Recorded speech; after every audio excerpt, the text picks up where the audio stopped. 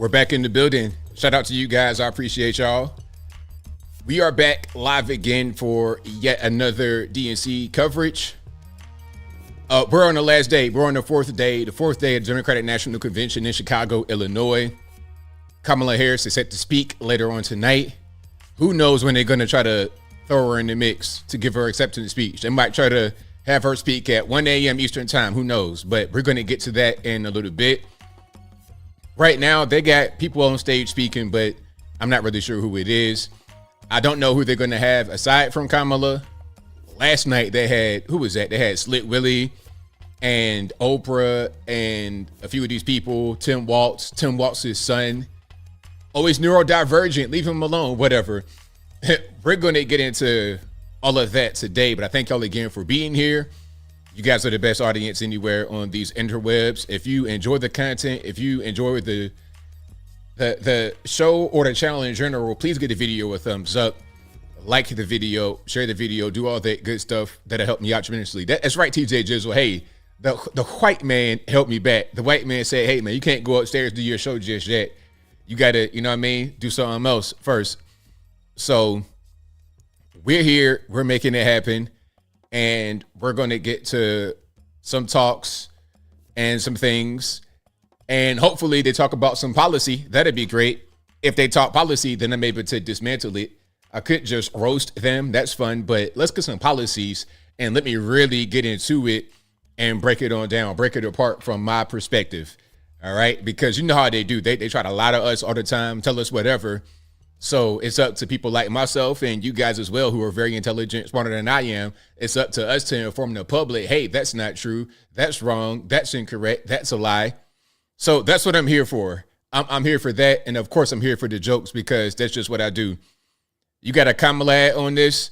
Well, hey, shout out to them wasting the money. If they want to waste money to try and get people to vote Kamala over here, then that's fine. I'll take it.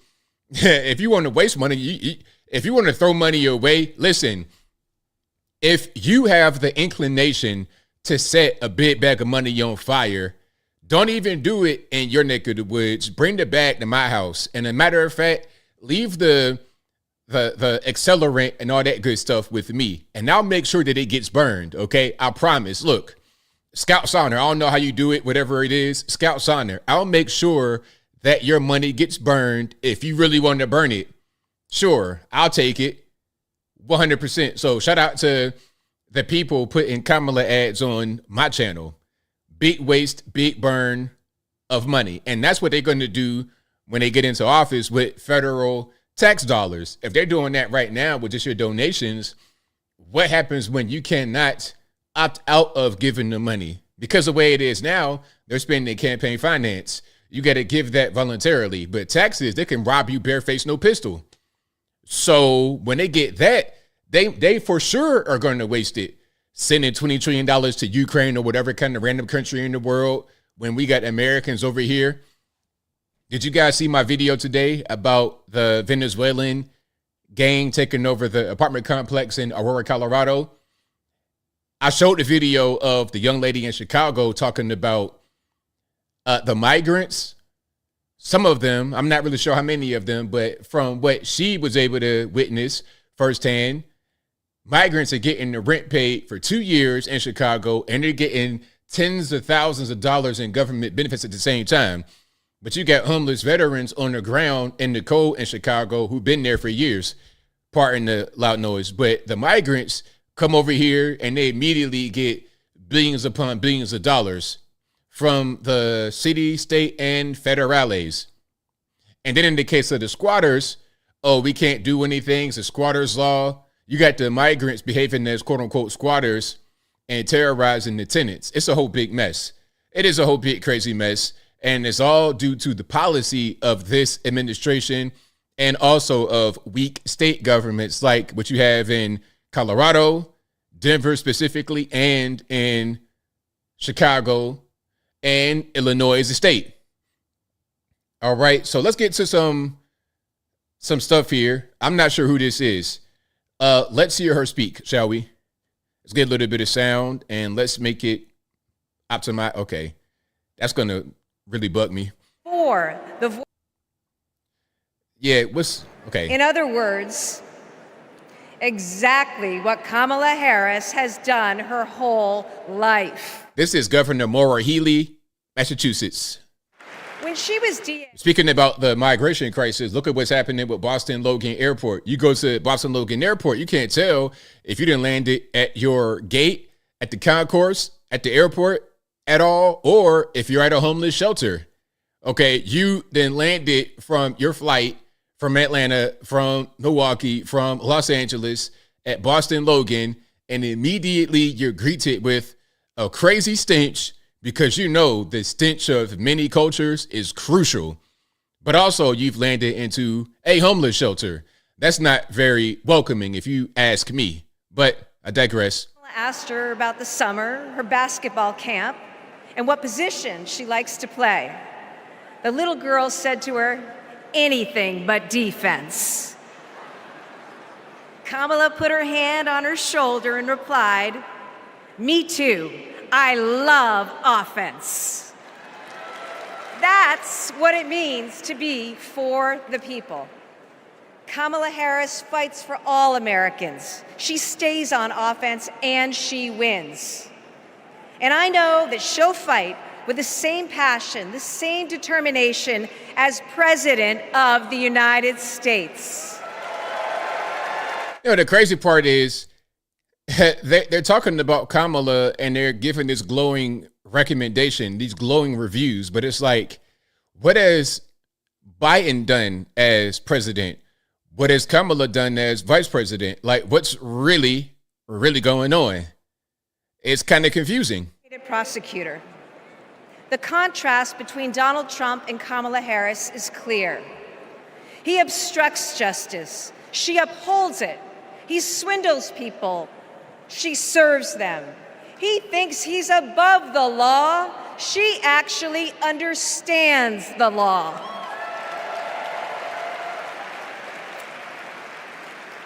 That's what this election comes down to. One candidate who's out for himself, or Kamala Harris for the people. It's a battle for the future of our nation. And tonight, we will prove beyond a reasonable doubt that Kamala Harris should be, she must be, the next President of the United States. Thank you.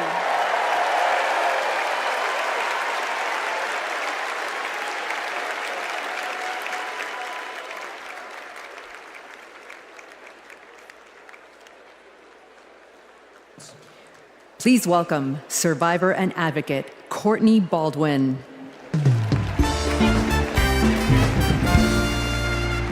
Good evening, Chicago. I'm Courtney Baldwin. In 2013, I was sold for sex in cities across California by a trafficker who controlled every aspect of my life. During those dark moments, I held on to hope that one day I'd be seen as more than a victim, that I could pursue my dreams, and that my trafficker would be held justice.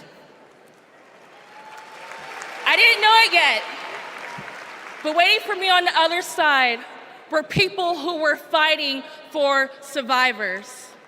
One of them was Kamala Harris. As California's Attorney General, she fought Backpage.com, the website that let me and Lord. thousands of others be bought and sold. She filed criminal charges against its owner that shut down the website for good. No one has ever done that. Man, without doing too much talking about that whole crowd is not gone at all. And she still gives me hope. She's protected people like me her whole life. And I know she'll fight for us all as president. Thank you.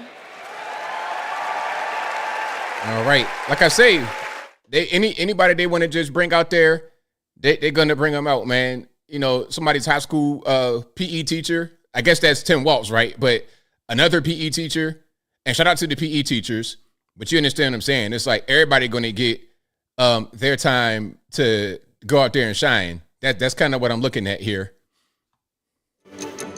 Climate change is one of the greatest con jobs ever. All of this with the global warming and that, a lot of it's a hoax. It's a hoax. Hurricane Beryl is the earliest Category 5 on record. Climate change isn't a hoax, and it's not happening in the future. It's happening right here, right now.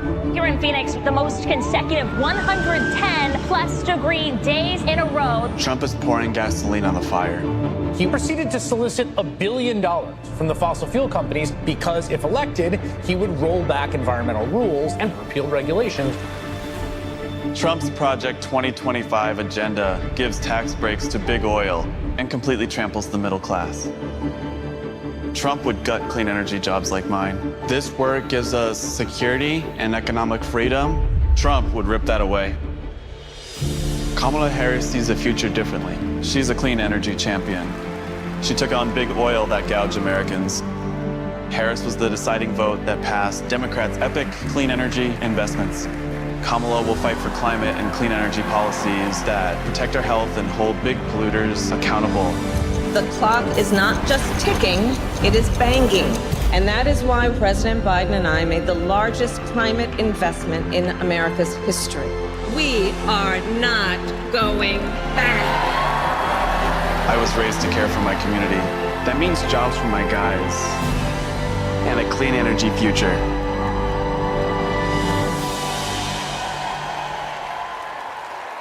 French. Please welcome former New Mexico Representative Deb Haaland.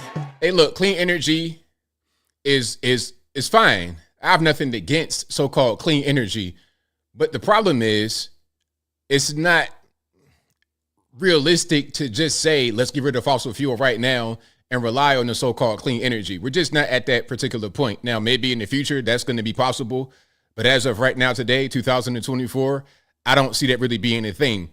And they want to have all this stuff like electric vehicles, EVs, Tesla, Rivian, etc. And these are fine vehicles. Shout out to you guys who drive the electrics.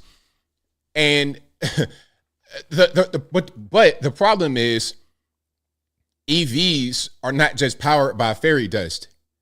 They gotta have, there must be an energy source to power the electric vehicle. And where will your energy, what kind of energy are you going to use? Is it going to be, are we going to be having solar power, hydroelectric to power the grid for electric vehicles? I think not. It's going to be a lot of coal. And as a matter of fact, in West Virginia, there's a higher demand now for coal. Despite them trying to shut the coal mines down, talking about learn the code, there's a higher demand for coal now than in recent years because of the EV revolution. And we're just getting started. So they want to have all these vehicles be electric. What they said, like in California, 30% of the EVs being electric. And I'm sure she's saying something very important right now, so pardon me. But she wanted to have all these vehicles be electric by that time. Do you know the wear and tear on the roads? EVs are 30% heavier on average than internal combustion engine, ICE vehicles, gas-powered vehicles, as you guys would call it. 30% heavier. That's going to contribute to a lot more wear and tear on the road. That's going to be more expensive. And in California, gas tax money is dwindling down because they're telling everybody to get EVs. Now they got to try to charge you by how many miles you drive. You thought you were saving some money, but are you?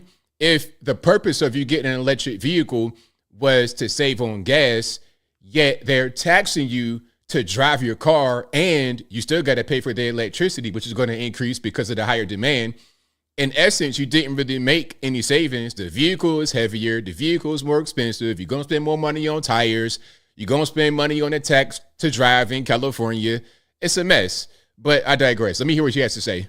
Tim Walz will fight for a future where we all have clean air, clean water, and healthy communities.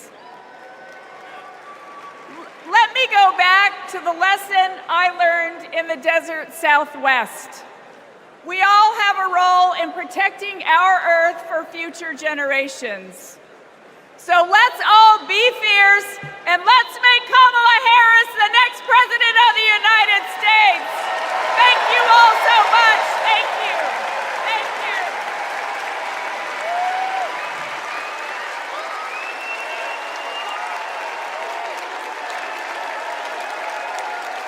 you. It's an election year, and both parties are battling to prove that they stand with workers. But sometimes, workers don't get the invite. Do you know where the auto workers are? I haven't seen anybody from the UAW. Nobody from the UAW? After we struggled to find any auto workers at Trump's Rally for Auto Workers, we hit the road to find out what Democrats have been up to. The Inflation Reduction Act is helping to fuel a boom in clean energy, creating 9 million new clean energy jobs over the next 10 years, once in a generation investment. I thought that American manufacturing was supposed to be dead. Here I am looking at one of the biggest auto mega plants being built. We talked to workers in rural Tennessee who joined a union for the first time to build one of the largest battery plants in the country. We have 20-year-old people thinking about their future. We never did that. I got things now that I never thought I could have. Generational wealth, I'm working on that. Medical, dental, vision, pension, something to fall back on when it's all over with. We went to Vegas, where union workers are building America's first high-speed rail. To Lordstown, Ohio, where auto workers who lost their jobs under Trump returned to work at a new battery plant. This could be the future. This could bring industry back to Lordstown. We saw it in its heyday, and here we are. We have the opportunity to make the battery. And Milwaukee, where workers are replacing every lead pipe in the city. It helps with the struggle. You don't have to struggle with 2, 3 jobs. You know, you can maintain with one job. This is my own neighborhood. This is your old neighborhood? Yes. Makes me feel good because I'm giving back something. It's easy for stories like these to get drowned out by fake worker rallies at non-union plants. Does anybody know that there's a Donald Trump event just an hour away from here? Yes? No? No. Was anybody invited to it? But over the last 4 years, only one party has invested trillions in clean energy, bringing back manufacturing and rebuilding infrastructure, putting workers at the center of it all. And this is just the start. Oh, and one more thing. I'm going to give you the stat again about the chargers. So the Biden administration promised to build 500,000 electric charging stations. They have taken $7.5 billion of our taxpayer money, $7.5 billion. They said 500,000 charging stations in 10 years. We've only had 8 built within 4 years. So they got 6 years left. Do you think they're going to reach their goal of 500,000 charging stations in 10 years with only 6 years left, and they've only built 8 of the 500,000? Not 80, not 80,000, 8. Less than 10. And Washington listened to rich men demanding that we stick with dirty energy at any cost. Across the country, working class people are looking for a political home after years of both parties putting profit above people. Now, Trump, a billionaire, says that he'll take on the elites, but then he promises handouts to big oil, and he punches down at anyone with the guts to be different. But populism that insists we are too different to get along, is just divide and conquer by a different name. There's another sort of populism with roots in this party that we in West Virginia know well. Who is this guy? West Virginia? They called us rednecks back in the 1920s. Because striking workers from all different races wore red bandanas around their necks as they fought and died for respect and a living wage. That's not where that came from at all. You know better than that, sir. You know, that's not where that came from. It is our choice to build on this progress and to create a political home for the mass of working Americans fighting for control over their government, their workplaces, and their planet. And it is our moment to live up to. Let's get after it. Thank you very much. Now, the story I heard about the whole redneck thing was the guys that would go in the coal mine with the red scars to cover their face from the dust.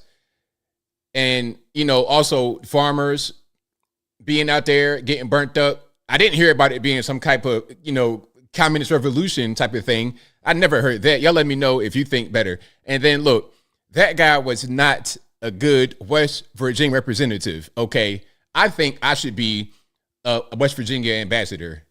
If there was going to be a role for that, I would apply, and I would hope that Joe Dirt's son, okay, Joe Dirt Jr., JDJ, hopefully JDJ would not become the ambassador over me. We can't have that. To join Harris in the fight for our future.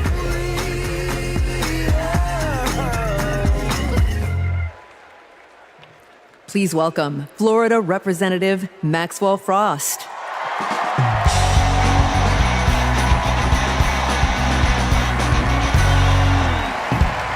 I'm Maxwell Alejandro Frost, and I'm proud to be the first member of my generation in Congress.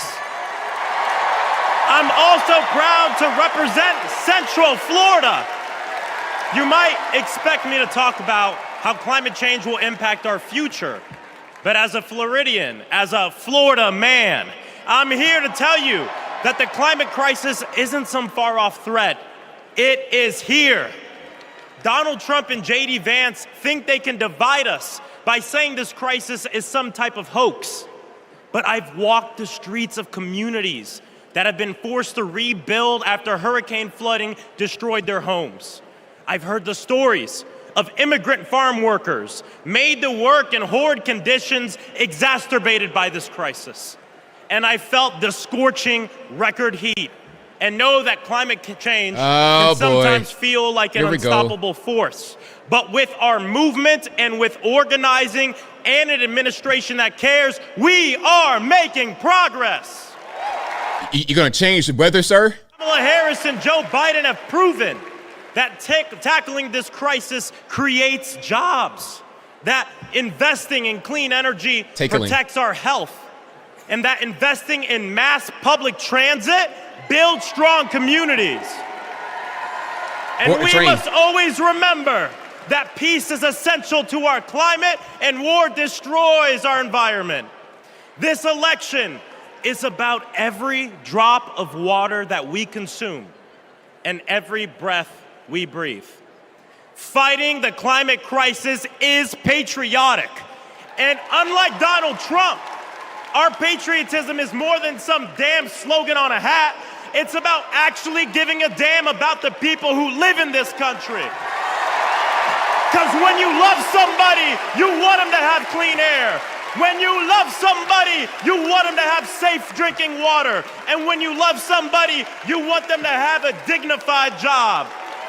And so, America, it's simple. Let's get to work and elect Kamala Harris and Tim Walz for our planet, for our future, for our present, and for our people. God bless.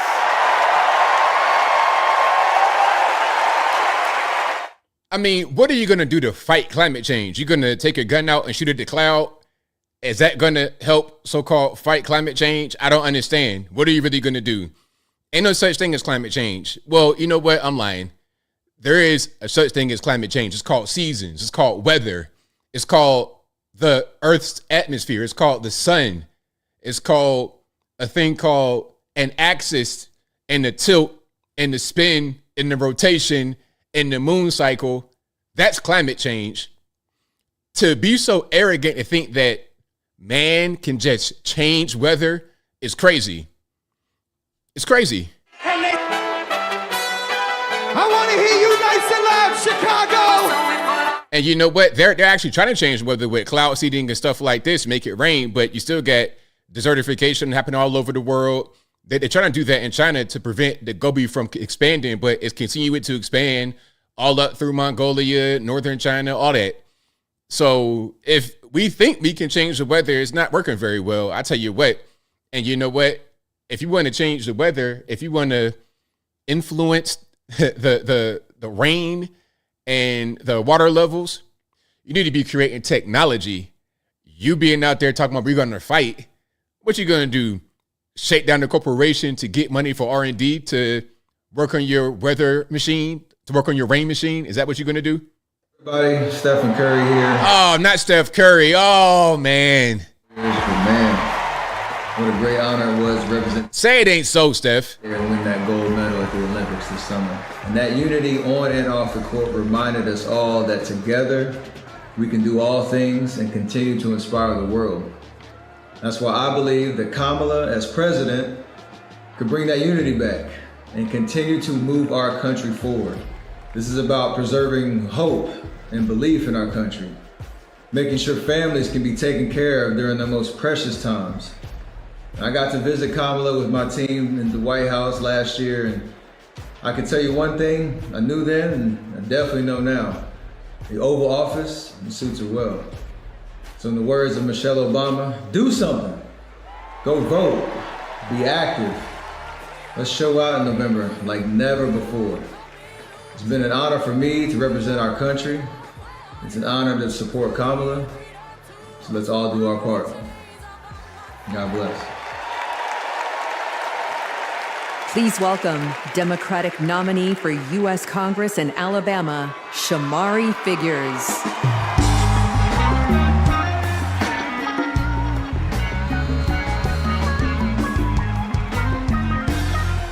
Good evening, America. And hello, sweet home, Alabama. I am running for Alabama's 2nd Congressional District.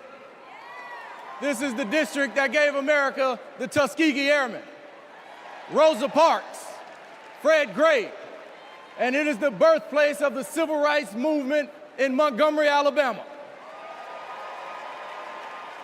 And of course, this district is home to Mr. Good Trouble himself, Congressman John Lewis. Look, my pathway to this stage was paved by a legacy of fighters. Fighters that include my mother, Alabama State Senator Vivian Davis Figures, who is here at her 11th DNC. And it also includes my father, my late father, Michael Figures, who was also a state senator and civil rights lawyer who sued the Klan into bankruptcy. Listen, all of America, all of us owe a debt to courageous freedom fighters, both known and unknown, a debt that can never be repaid. My man, 5 o'clock shadow, like either you gonna have a beard or not. This kind of like, I didn't shave this morning look, that's not really it, man. Either have a clean shave or a beard. It can't be this in between when you're trying to be out here with a suit and tie. That's not really, this is Uncle ABL advice. Shave your face or have a beard. Voting Rights Act once it is introduced again by Congresswoman Terry Sewell.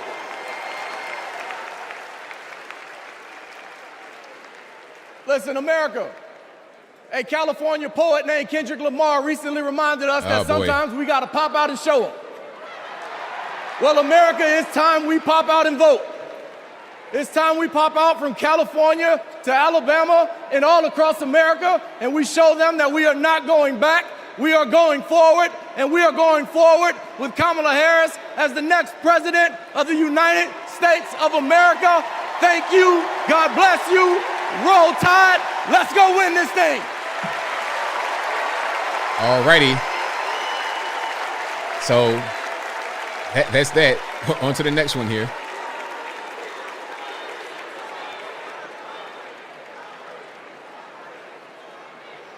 As I close out my segment tonight, I got to send a quick message.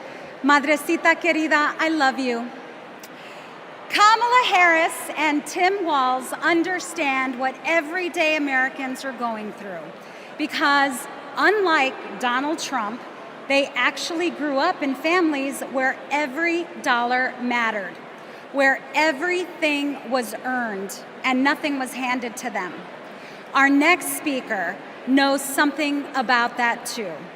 Please welcome my dear friend, our fellow Texan, our next senator, Representative Colin Allred. I don't know who that is, Colin Allred. Let's hear from him. Is this Gloria Allred's relative?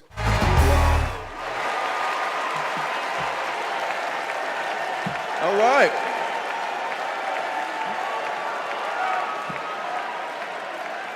Hey, everybody. I'm Colin Allred, a congressman from Dallas, dad to 2 perfect little boys. And this November, I'm going to beat Ted Cruz. Can I say something without being considered racist? Just an observation. Democrats, are y'all like, is there like a Matrix style pod farm where you got these biracial looking people? You just had the one guy with the, 5 o'clock shadow type thing going on. And this guy's like a bigger version of the same guy we just saw. What are we trying to recreate Barack Obama? Are you guys that desperate? It's like, look, man, you guys are too much worried about how people look, their skin color and stuff like that. You just need to have dynamic people that can reach people, that can connect with them, who are able to speak and intelligent. You just got to put up good people, okay? Especially on a local level. When you get to the federal level, when you talk about the president, you probably want to be 6 foot tall, whatever. But it's a lot of guys that's above 6 foot tall. It ain't that hard to find this. But the focus on a certain kind of aesthetic to put out there, I'm seeing it. It's a pattern. Kamala Harris, Cory Booker, this guy, the previous guy. It's on and on and on and on. We could talk about it. That's kind of what they do. They will campaign on race. Everything is about race and skin color and ethnicity and where you're from, what language you speak. Are you disabled? Do you have ADHD? Do you have autism? Are you a transgender person? Are you gender non-conforming, non-binary? They, them, XY pronouns. Are you a male or a female? What are your chromosomes? All this kind of stuff. It's all about that rather than the merits of the actual person that you're dealing with on a political level. Is it just me who sees that? Y'all let me know in the comments. And we'll turn the page and write a new chapter for this country and elect Kamala Harris to be the next president and beat Ted Cruz. Thank y'all so much.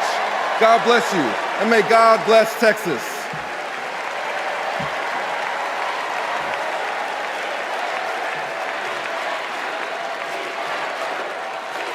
Yeah, Obama, like they're trying to recreate Obama. And I understand, because that was a once in a lifetime type person, but you can't just recreate that by putting out somebody that's the same skin color and looks kind of like them a little bit. That's not how that works. You got to put out good people, dynamic people. I'm Anya Cook. This is my husband, Derek, and our daughter, Anaya. 2 years ago, a miscarriage nearly killed me. At 16 weeks, my doctors told me to prepare for a stillbirth. I needed care. But my state's abortion restrictions kept it from me. I miscarried in a bathroom.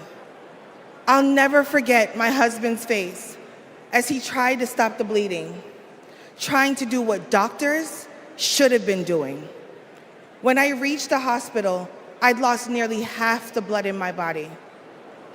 I can't change the past, but we can choose a different future.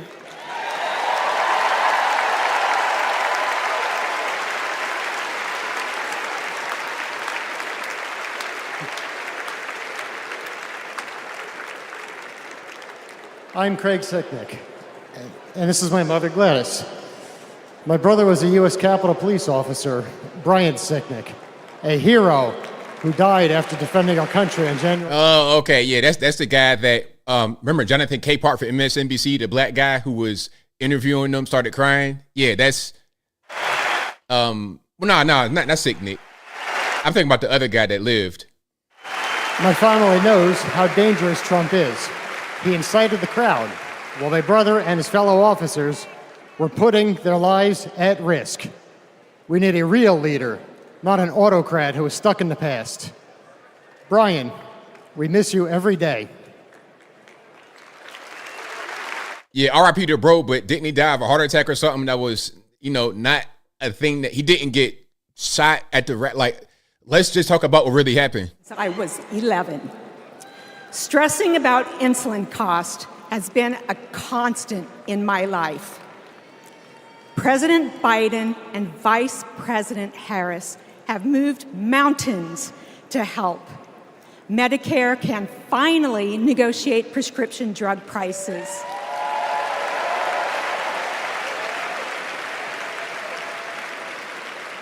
Insulin is capped at $35 for Medicare recipients. And when elected, Kamala Harris plans to extend that cap to the rest of us. That's the future I want.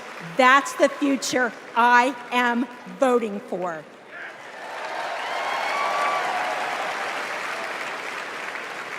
I'm Wani Romero, owner and CEO of Mothership Coffee in Las Vegas. I put in work to build my business. When COVID hit, this administration's support kept us moving. I hired staff and we grew.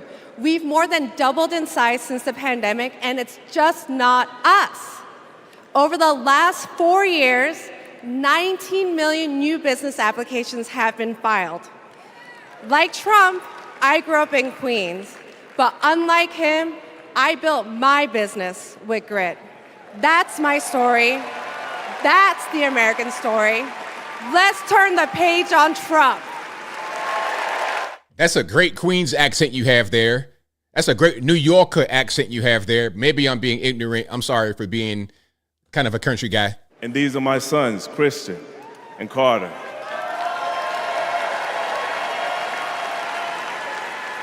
I always try to set an example for my boys, to teach them compassion, accountability, and resilience. I want those values to be reflected in our leaders. I don't want to have to turn off the TV because our president is lobbing insults or telling lies. I'm tired of all of the hate. It's time to move forward together and build a country our kids can be proud of. Dad soft. Soft dad era is upon us.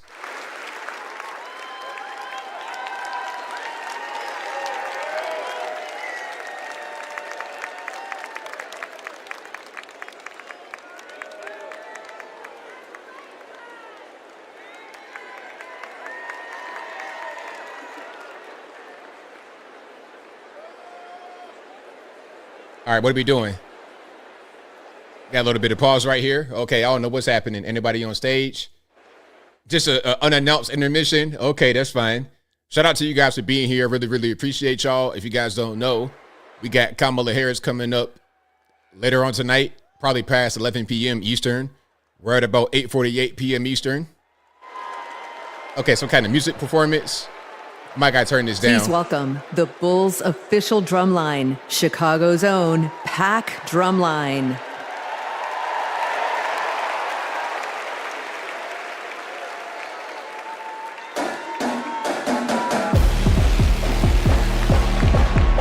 Okay, I probably cannot play this.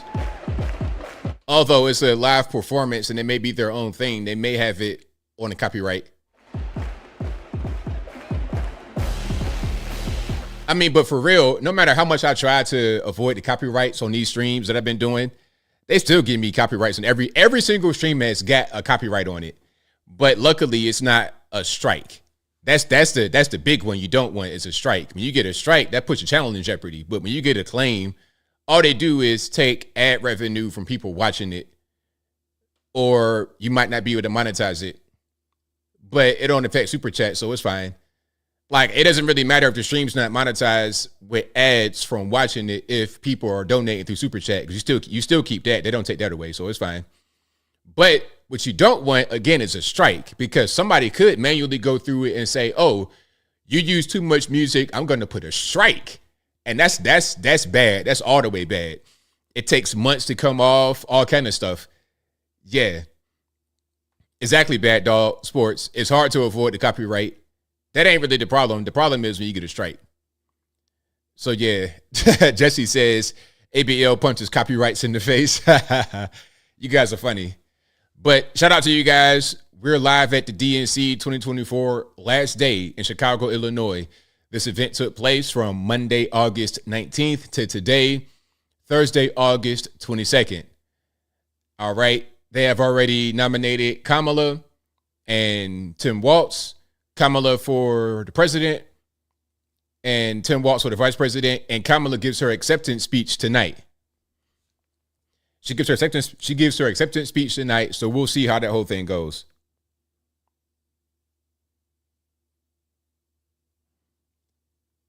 All right, I'm gonna turn some of this on a little bit. Brett says probably why they play so much music. Yeah, they play the music.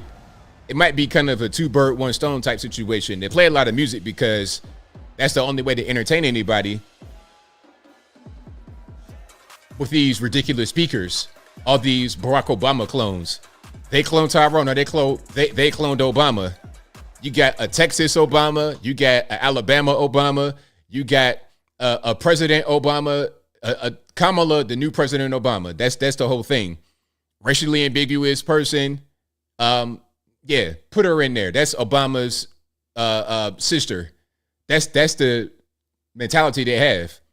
Everything is so simple and so much to do about race. That's why this whole thing is happening this way. GS says, ABL, is there any way in the world that you vote for Kamala? Never. It's impossible. There's nothing that she could do. There's nothing that anybody could do to make me vote Kamala. Look, Kamala could come in my house right now with a big bag of money, $10 million, and say, hey, man, $10 million, vote for me. I ain't gonna tell nobody. I wouldn't do it. I'm good. Because even if I did it and I didn't tell nobody, I would know I did it. And I'm my own worst critic. So I couldn't live with myself. I couldn't do it. I'm good. So nah. And I'm being so serious. I've been offered a lot of money to do things before. Please believe. I get some crazy offers or some crazy emails from people and they be dead serious.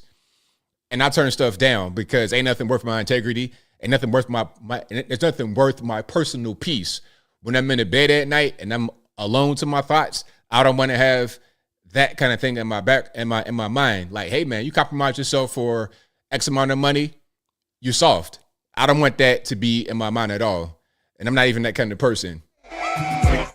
Okay, we playing from the window to the wall and the sweat dropped down my, you know the rest. Are they gonna play the part? Hold on.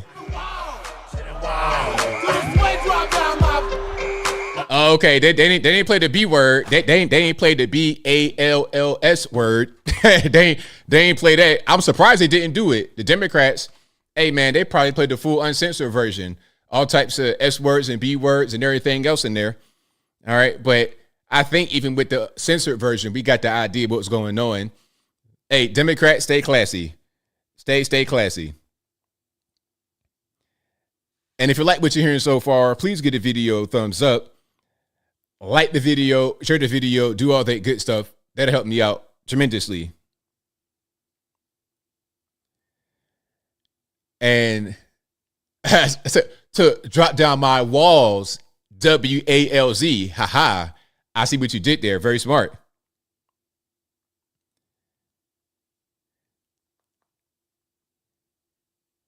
Yeah, they won't play that. And I don't even know what's happening. What's going on? They're having a little party. They're having a little dance party with all the flags. Hey, I'm surprised you see some American flags. Looking very patriotic out there in the crowd. Oh, they're playing that Beyonce song. The Beyonce country song. How do you guys feel about Beyonce doing country music? You with it? You not with it? What's going on?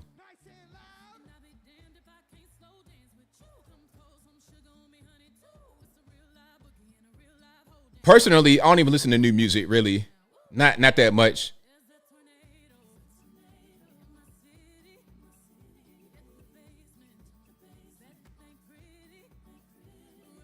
I listen to a lot of old stuff, a lot of 80s, 90s R&B, some 90s, 80s rock, that kind of thing. Podcasts. I listen to a lot of podcasts when I'm driving.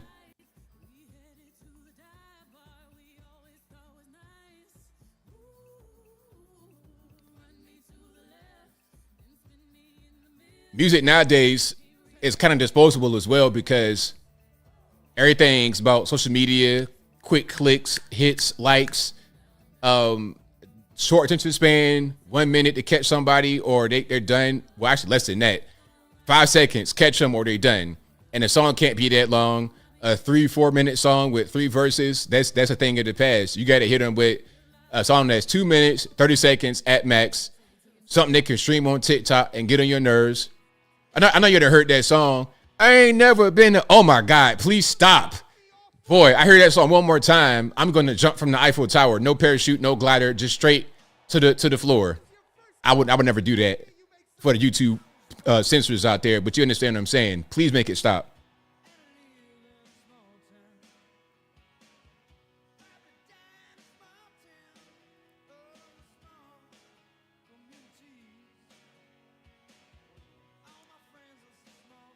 But that's the whole thing now. That's what they want to do.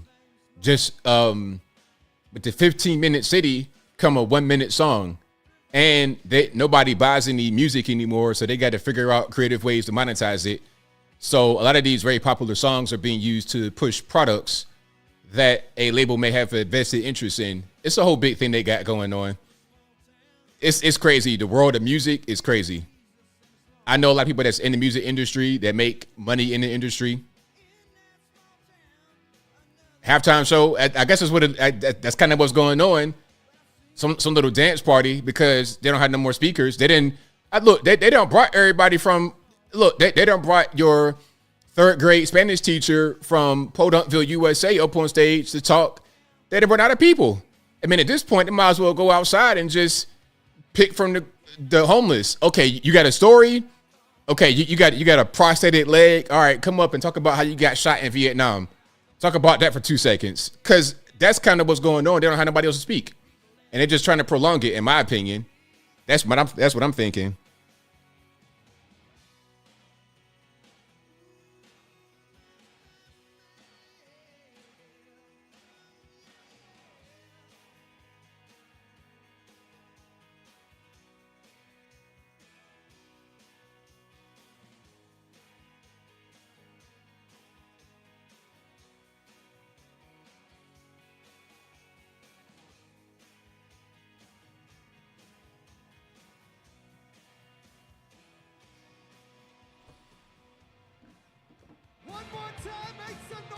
Hey, pick from the protesters. That's right. Pick from the protesters. You out here, you got an issue with Israel, Palestine. You got an issue with the democratic process being thrown in the garbage when they nominated Kamala and Tim Walz rather than Joe Biden, who was a person that everybody voted for in the primary. Okay, go on stage and talk about something else, but don't talk about nothing that's too terrible. Talk about something. Just get on stage and start talking. Is it the same DJ? I'm not sure. That's a good question. I don't think so. No. That's not him. The last guy was DJ Cassidy. I don't know who this is. This guy kind of sucks. I ain't even going to hold you. DJ Cassidy was but DJ Cassidy is like a world famous DJ. That guy right there, I don't know who that is. Hey man, DJ Cassidy said, you got me for one night and you better make it special, because after that, I ain't coming back. I'm not going to come back. Mean Saltine says, bunch of people talked. Ain't nobody say anything. Correct. A lot of what they call bloviating, just talking. It's like, nah, I'm going to need you to actually come with something of substance here. Something of substance I need you to come with. And if you don't, then you just kind of, you're kind of in the way. I need you to come with something that's real. All right. That's what that is. Hold on. Let me see. Everyone has like they're faking it for the kid. Let me see. Put on Lee Greenwood. That's what they should do. Have them come out there and sing. But you know they ain't gonna do that. I'm surprised at the American flags. I guess they heard us talk about them never really having any kind of American flags anywhere at these events. So they decided, all right, what we're gonna do is what we're gonna do is give everybody a flag and make it be a whole big thing. All right. So that's kind of what it looks like right now. That is kind of what it looks like. Feel the joy. Right. Feel the joy. Who is this wedding singer, wedding DJ type of dude? Where did they get him from? Did they get him from the protesters? It's like, all right, what do you guys do for a living? Are you a DJ? Do you DJ at random clubs in your town, wherever you come from? Okay, if you have your equipment, come on stage and you can just play a few tunes. Play some patriotic tunes for the crowd. That'd be fantastic. Yeah, I don't think that's DJ Cassidy. If that's him, then yeah, I don't know. Because I feel like DJ Cassidy is the kind of guy that'll wear a sequin blazer so you can really see who he is. I think he had on some kind of blue velvet last time. This guy's got on the Men's Warehouse suit. That's not DJ Cassidy. That's just, a dude that you would see in your town. All right, let's keep on going here. Do we have anything else? Now we're just playing house music. I guess the budget is starting to run kind of thin. The budget is running thin. They're playing just regular house music through the speaker. All right. And we're waiting on the next person. So who knows how long the break's going to last? Who knows how long this break's going to last? DJ Timu, DJ Walmart. Oh, is it DJ Metro? Shout out to him. And shout out to you, DJ Big. Nothing against you guys in the DJ community. No disrespect meant. I'm just a jokester. I always joke on everybody. And I gave my man DJ Cassidy credit. He was very good. When they did the state roll call, he did amazing. But I've seen him before on other really big events. DJ Cassidy, from what I know, he be the kind of guy that do the New Year's Eve ball drop, stuff like that. Really, really big events. Can I do a little bit of name dropping? Okay, we got a house band. Hey, what they should do is get a go-go band. If you don't know what go-go is, it's like DC music. I saw a go-go band play live in Atlanta at this spot called Louisiana Bistro. They were amazing. And it wasn't even like a really big band. I forget what the name of the band was, but it wasn't like CCB or nothing like that. It was like a house band, basically. And they did a very good job. All right. But yeah. So we're just kind of waiting here. We'll see.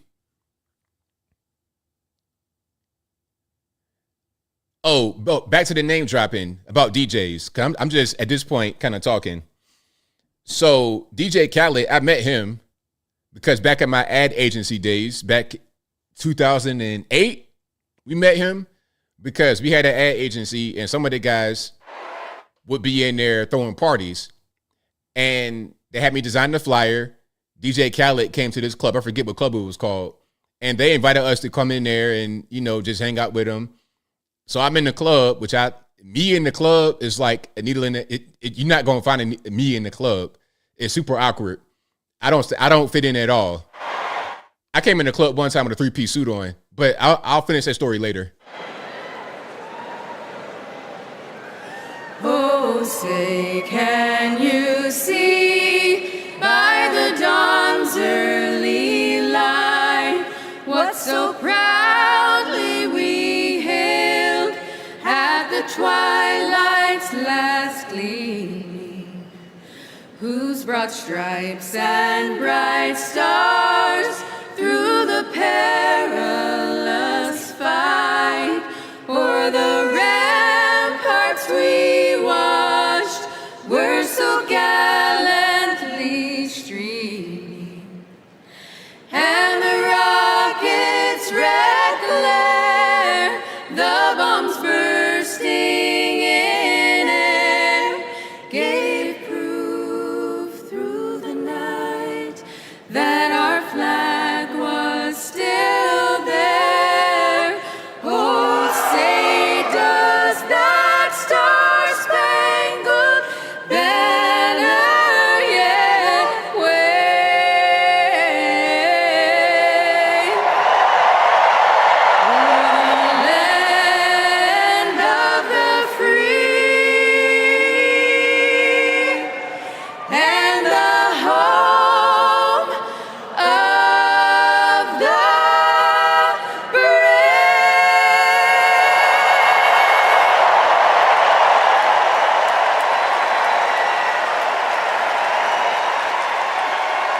So, how do you feel about the anthem? Did it do a good job, bad job? Like, how do you feel?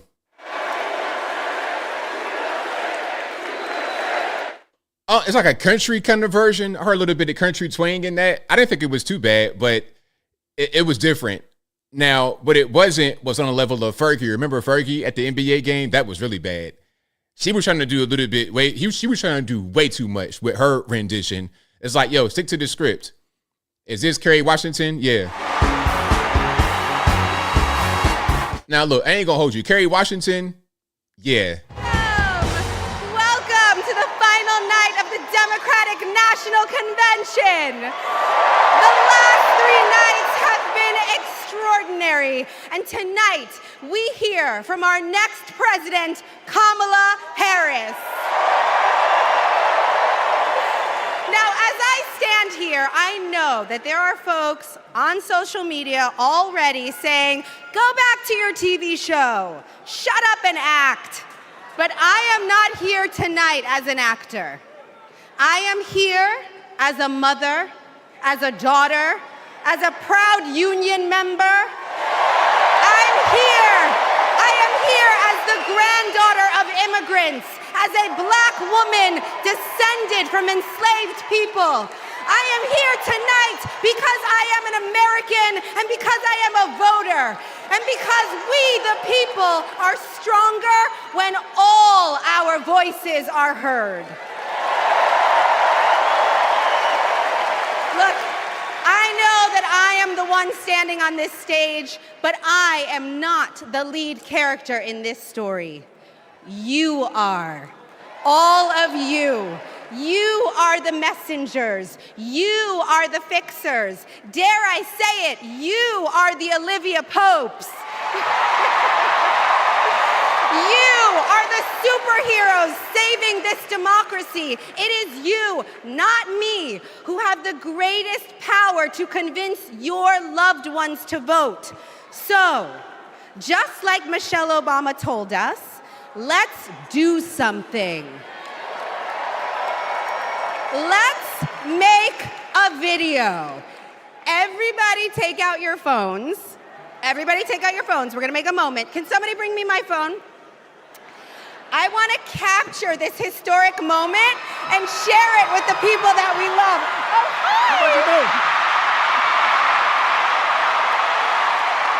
Oh, okay, so this is her TV show boyfriend, sneaky link, sugar daddy. I'm not sure. I've never seen the show, but I keep hearing about them being some type of great couple. But are they together really in the show? I don't really know. But what's the name of that show? Is it Scandal that they're on together? Say? Are you ready? Okay, let's record. We're recording. You ready, Tony? Yep, I'm ready. Okay, ready? When we fight, when we fight, when we fight, are you ready for Kamala Harris to win? Good, because when Kamala wins, America wins. We did it! We did it, Joe. Thank you, Tony. I don't get to stay? No, you gotta go. Bye, everybody. Tony Goldwyn, ladies and gentlemen. Okie dokie, the cringe. Okay, so listen. It's come to my attention that there are some folks who struggle or pretend to struggle with the proper pronunciation of our future president's name. So, hear me out. Confusion is understandable. Disrespect is not. So tonight, we are going to help everyone get it right. Here to help me are some very special guests.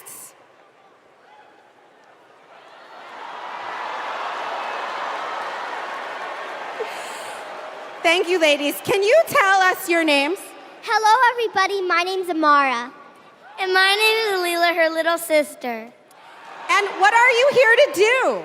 To teach you how to say your auntie's name. Okay, so how do you pronounce it? First you say comma like a comma in a sentence. Then you say la like la la la la la. Put it together and it's 1, 2, 3, Kamala. All right, so let's practice. Everybody over here say Kama. Everybody over here say la. Together.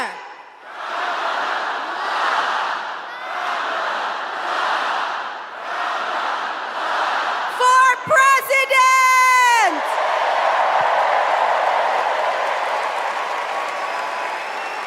Hey, everybody, look right here. All right, now you have been reset, so you forgot all of what you just saw, okay?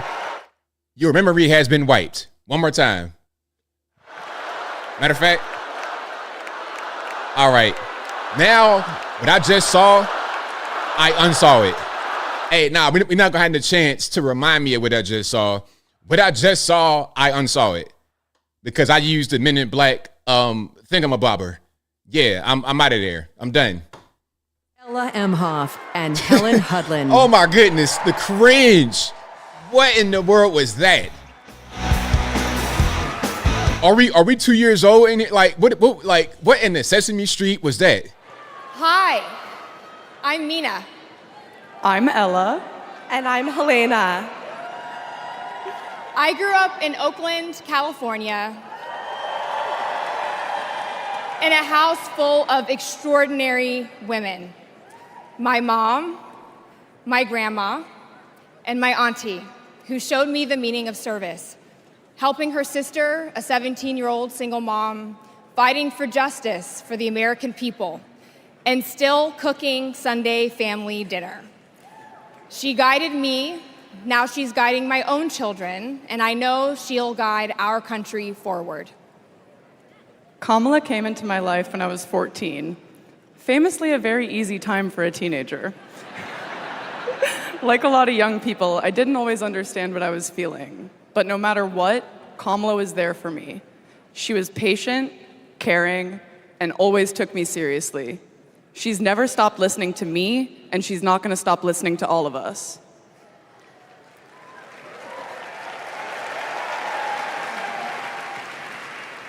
Kamala Harris is my godmother. To me, her advice means everything. Whether it's pursuing my passions, making an impact, or finding hope when the world doesn't feel so hopeful. She taught me that making a difference means giving your whole heart and taking action. She's fighting for economic opportunity, LGBTQ+ equality, and reproductive freedom, because we are not going back. She's fighting for social justice, health justice, environmental justice, and she isn't alone. We're all in this fight together. So let's keep up the fight, let's keep up the joy. And let's elect this extraordinary woman as our next president.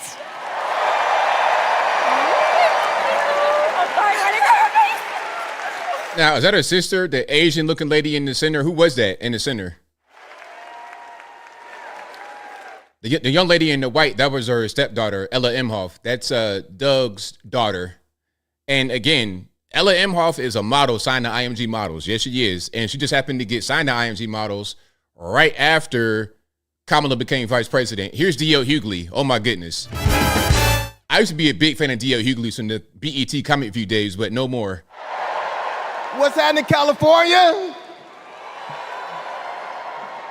Now, wait. Where those AKAs at? Where they at? You know what? In 3 months, ain't gonna be no living with y'all. I can tell you this. I don't blame Donald Trump for not wanting to debate Kamala. I've been married to a black woman for 40 years, and I ain't won one debate. I'm owing $93,000. Now, of course, Trump is saying that Kamala isn't black. I guarantee you this, Kamala's been black a lot longer than Trump's been a Republican.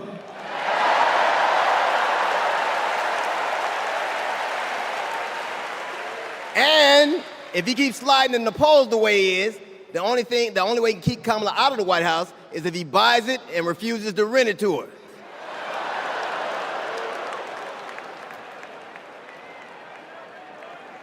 Of course, Kamala's getting... Now, a little bit of context. He's a comedian, and he's been a stand-up comedian for a very long time. Just a little bit of context. Even have Republicans for Kamala. Republicans for Kamala. I guess Donald Trump will finally know what it's like when you get left for a younger woman.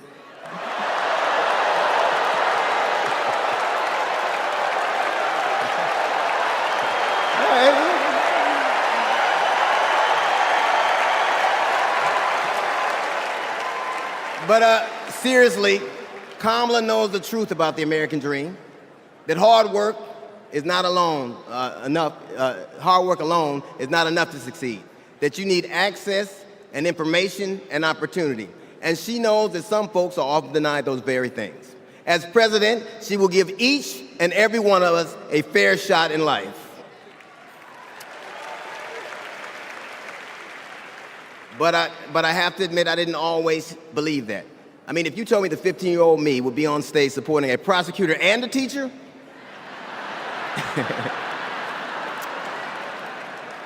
there is no way that I would have believed you.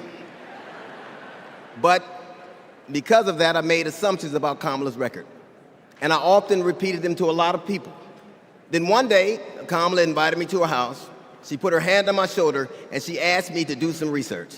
Something I had never done. Something a lot of people I know had never done before. Imagine attacking someone's character without a single Google search. So I did what I should have done in the first place. I learned that she had done for us exactly what she promised to. I believe that your apology should be as loud as your accusation, and I'm here apologizing in front of the whole damn world. I was wrong. I was wrong, and I'm so very glad I was wrong because, Kamala, you give me hope for the future, a future where my grandchildren, Nola and Stevie, had the freedom to control their own bodies, where they have the opportunity to go as far as their wits and their talents would take them. That future, ladies and gentlemen, is possible, but only if we elect Kamala Harris as the 47th President of the United States of America.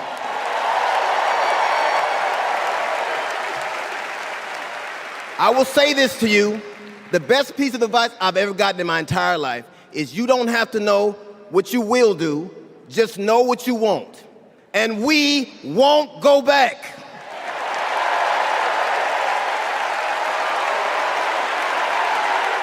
Man, that was so cringe.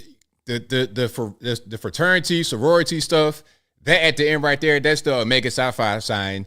And they talking about the AKAs, that's Kamala's sorority. What's she talking about here? And you can feel it everywhere, all over the country. In the coming weeks, I want us to find ways to maintain this energy and this joy and this commitment, because there will be days when the work ahead seems impossible. And when that happens, I know what I do. I get involved, I get engaged, I ask myself, how can I be of service to my community? Because community is why we do this, am I right? Yes, we do this for our children, for our parents, for our teachers and care workers who treat our loved ones like their own. We do this for working families who make this country thrive. We do this for the planet and for each other. We do this for justice and for peace and for democracy. And as we are about to hear, we do this for the safety of our communities.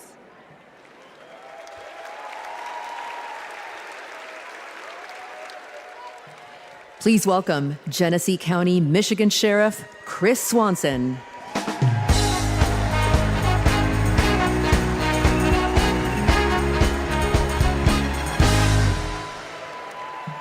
My job is to protect people, all people. In 2020, righteous anger spilled over into the streets of Flint, Michigan. One bad decision from either side, and there would have been bloodshed. But that didn't happen. We laid down our riot gear and we embraced the community, and instead of hate, we chose hope.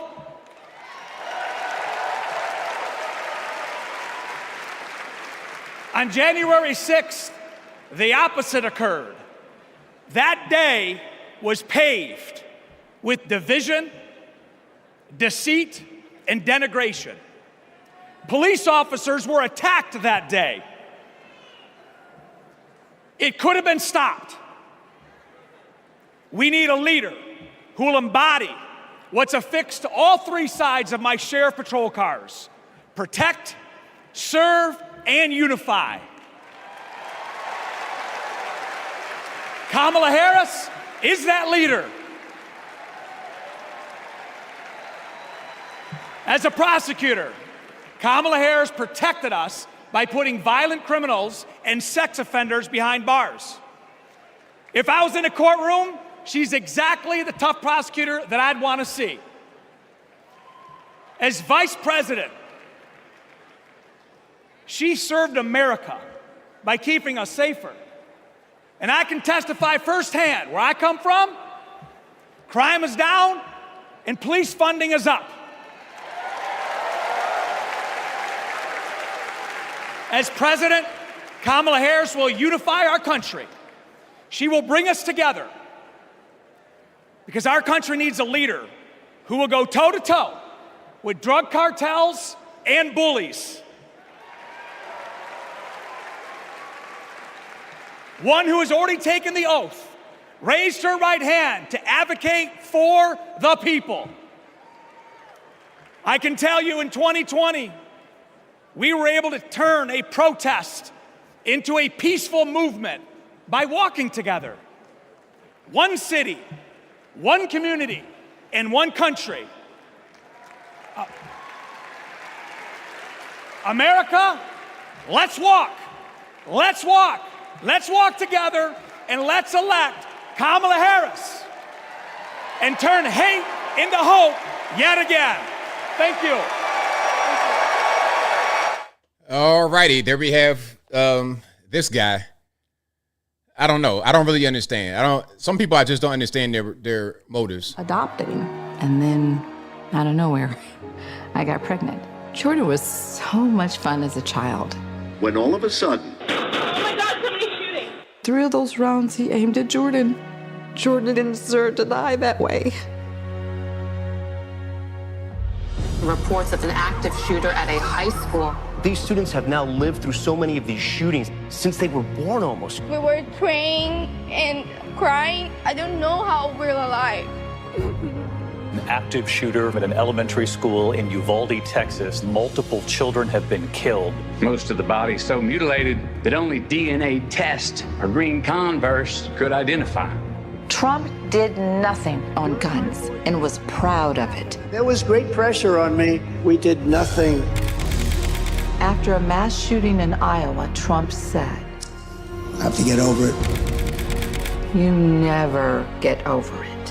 Kamala Harris and Joe Biden refused to get over it. As district attorney, she got illegal guns off the street. As attorney general, she took on transnational crime rings and stopped gun trafficking. As vice president, she helped pass the most sweeping gun violence legislation in 3 decades, keeping guns out of the hands of criminals, expanding background checks, closing loopholes.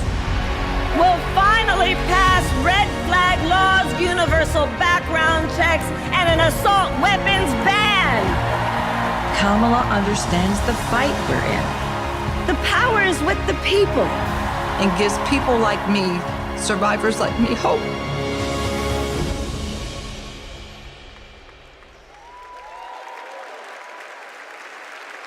Okay, freedom from gun violence, what it says. For every town Please for gun welcome safety. Georgia Representative Lucy McBath. There's communication right there. Go ahead and talk now. When I worked for every town for gun safety and moms demand action for gun sense in America, I saw firsthand the power of telling our stories. You've just heard mine, but there are many more to tell. Okay, got a story to tell? On December 14th, 2012, I walked into Sandy Hook School. I stopped at the office, chatted with my principal, then started my day with my second graders. Suddenly, a loud crash, like metal folding chairs falling. 154 gunshots blaring. Hiding in the coats, trying to sing with my students, trying to read to them, trying to drown out the sounds. Terror, crying, running. I carry that horrific day with me. 20 beautiful first grade children and 6 of my beautiful colleagues were killed. They should still be here.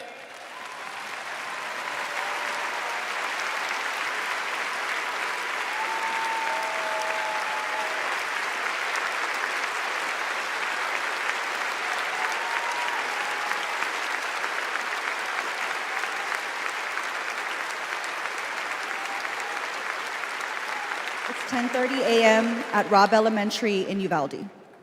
The school is recognizing my 10-year-old daughter, Lexi, for receiving all A's. She receives a Good Citizen Award, and we pose for photos.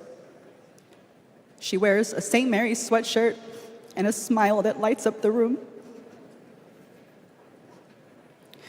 30 minutes later, a gunman murders her, 18 classmates, and 2 teachers. We are taken to a private room where police tell us she isn't coming home. Uvalde is national news. Parents everywhere reach for their children.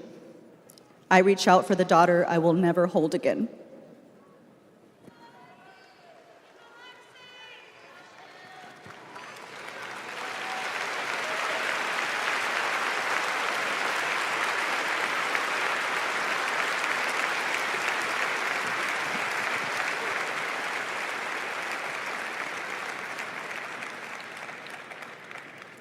My niece, Sandy Patrice, was 22. She drove to Myrtle Beach for sun and fun and motorcycle parades. Hours later, my phone rang. Shooting on the beach. No one can find Sandy. I stayed calm. You see, my mother, Patricia Ann, had been shot and killed by an abusive partner. I was calm then, too. I got to handling business. I called relatives, the police, hospitals, and I kept calling, voice steady, heartbeat pulsing. Then I was connected to the coroner. 10 years of waiting, and Sandy's murder is still unsolved. I'll keep calling, and I'll keep fighting.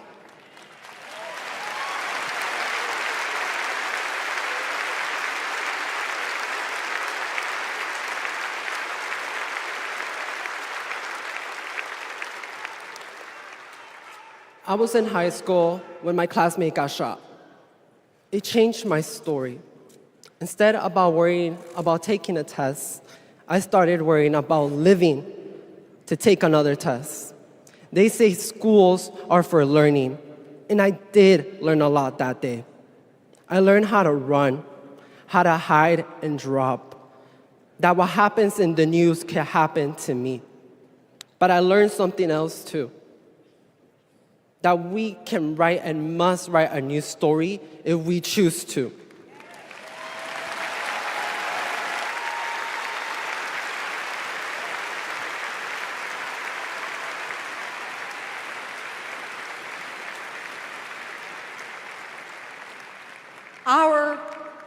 Are stories of loss.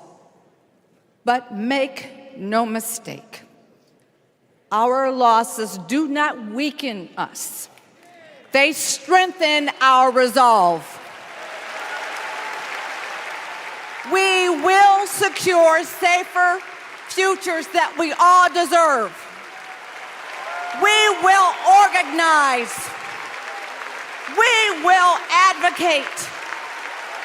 We will run for office.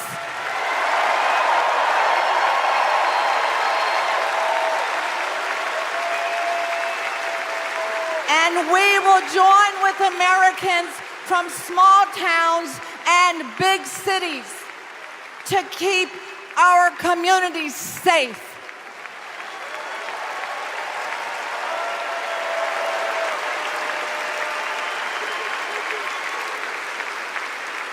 And we will elect leaders like Kamala Harris, who won't just empathize, but will act.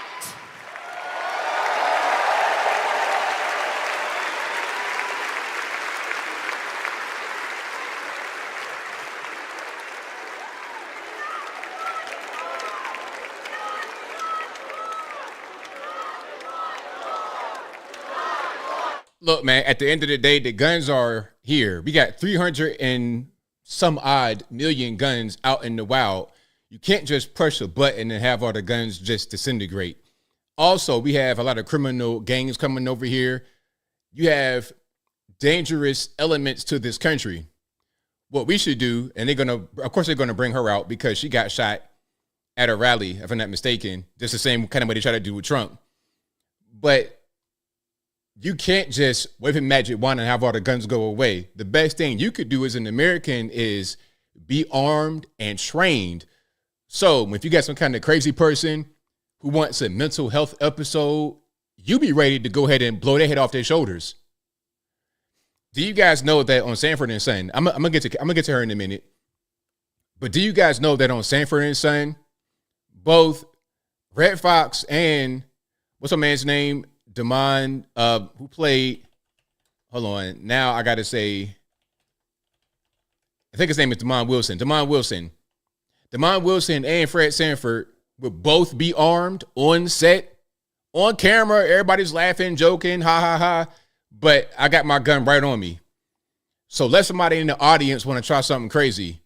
I'm going to delete you right there. You're not gonna hop on stage and have a mental health break. Well, I got your mental health break. This pistol will interrupt that mental health break. It sure will. That's what we should focus on, not trying to take guns away, because when you take guns away, all you do is empower the criminal. You empower the terrorist. You empower the tyrant. If you're talking about, oh, Trump wants to get in there and he wants to rule and nobody could tell him anything and he can't get prosecuted. Well, if that is the case, which is not, but if it was with someone else, or even with Trump, it can never happen because the people are armed. The people are going to defend themselves. The people are not going to let themselves be overrun. Now, some of us will, like during C-19, that whole thing, but when it comes down to it, it's not going to happen in this country. Okay? I advocate everybody get your gun. Everybody, male, female, young, old. If you're legal, you're of age, get your weapon. And be trained on it. Know how to shoot it. Keep ammunition. Be ready. Because you never know when things are going to go left. It's tough. She has grit.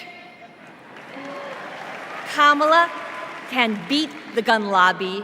She can fight gun trafficking. Kamala stood up to Wall Street and the drug company. She will protect abortion access.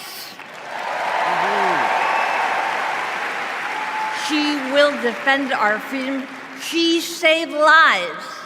Join me in voting for Kamala Harris. Bravo! Thank you.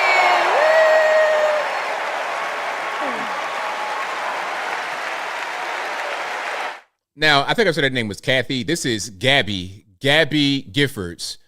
Okay, she was a House rep in Arizona, and I believe she got shot in her head at a rally. Now, if I'm wrong, y'all let me know in the comments, but I'm going to do a little bit of research right here.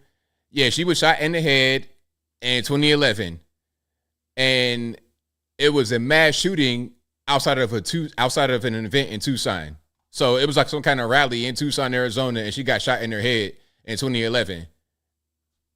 About gun violence. Parkland happened, and all I could think about is that I wanted to keep my kids safe. On July 4th, 2022, I was next in line to walk in the Highland Park Independence Day Parade when gunshots erupted. 7 people were shot and killed, and 48 more were injured. Vice President Harris has been a gun sense champion since she was our California AG. We have 2 options in November. We have Kamala Harris, who has already proven her leadership in the Biden-Harris administration. They passed the first ever comprehensive gun reform in 30 years. Meanwhile, Donald Trump has cozied up to the NRA and the gun lobby. I have full confidence in Vice President Harris that she's dedicated to and committed to finding a solution to end gun violence.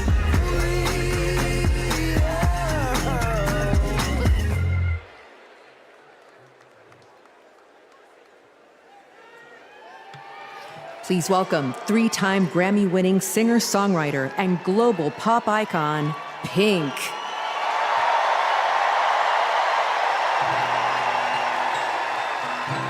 All right, I ain't gonna let Pink get in the way. Yeah, we can't have that going. But yeah, more of the same. More of the same from Democrats, of course. This whole thing about gun violence. I don't know what the plan is from these people. They think that if they just pass a law to ban weapons, that there's going to be no more crime. Listen, man, you got the border wide open. What do you think coming across the border? You think it's just people that want to pick tomatoes coming across the border? Is that what they think? People that want to just work at Hyatt and stuff like this? You got all kind of stuff. You got a lot of drugs coming across, endless amounts of drugs coming across, weapons coming across, terrorists coming across, criminals, guys that have already been locked up, who were in prison for serious crimes, violent offenses, deleting people, human trafficking, all of that.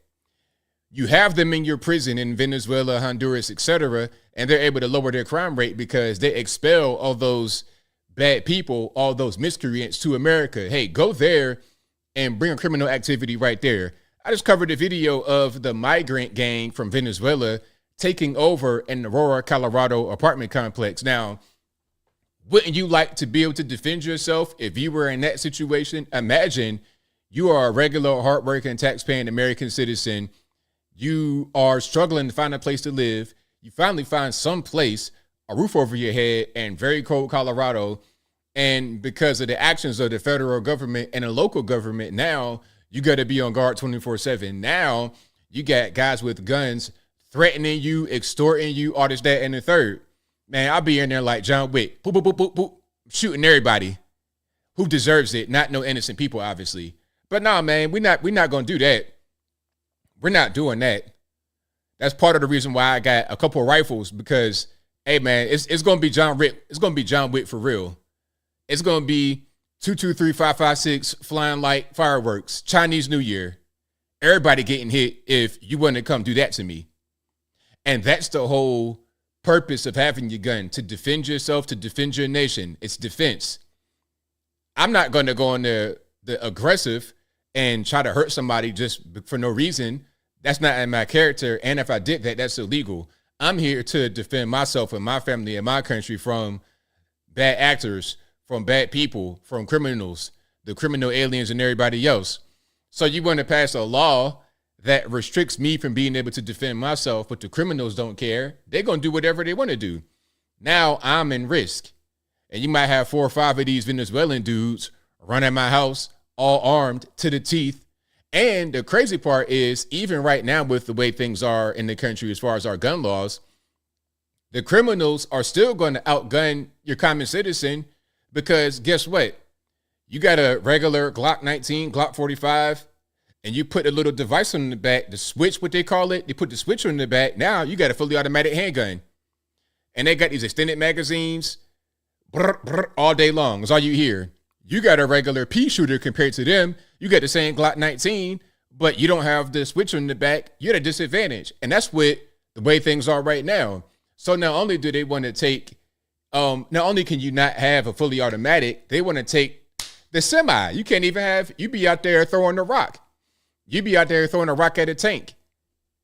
And then, of course, if you're in that situation, it's easy to go ahead and conquer you from the federal government level. I refuse. I would never. You would take my gun from my cold, dead hands. From my cold, dead hands, you're going to take my gun. And Colin talking about, oh, we're going to do mandatory buybacks. I bet you, try it. Depend. Not a threat, but it ain't going to happen. Of America. And a strong America remains indispensable to the world. Our democratic ideals of freedom and liberty inspire billions, and our military is the strongest in the world. Our military is a force that underwrites global stability and our national security.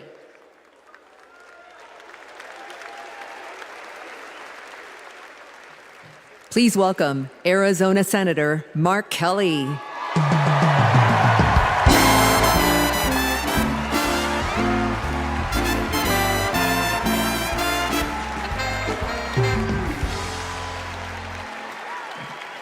Hello, Chicago.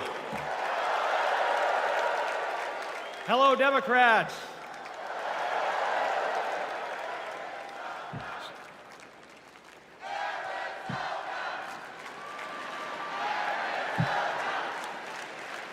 So, President Obama had to follow Michelle.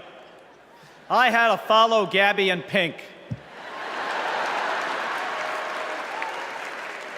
Gabby amazes me every single day. She was able to walk out and address you tonight because she's a fighter. And thanks to a team of doctors, nurses, and especially her speech therapist. We all need a team. I've flown into space 4 times. I've flown into combat nearly 40 times. Not once did I do that by myself. It took a team to accomplish a mission. It always does. I flew in the Navy during the first Gulf War. America rallied our allies to kick out a tyrant who invaded a neighbor. Today, Vladimir Putin is testing whether we're still that strong. Iran, North Korea, and especially China watch closely. What's Trump's answer? He invited Russia to do, and these are his words, not mine, whatever the hell they want.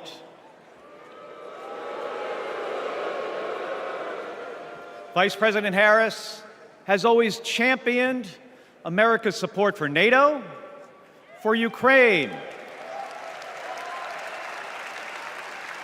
and for the Ukrainian people. On the Senate Intelligence Committee, she investigated Russian interference in our election. She defends free and fair elections everywhere. You already know how Trump feels about those. Donald Trump skipped his intelligence briefings. He was too busy sucking up to dictators and dreaming of becoming one himself. Trump thinks that Americans who have made the ultimate sacrifice are suckers and losers. If we fall for that again and make him the commander-in-chief, the only suckers would be us.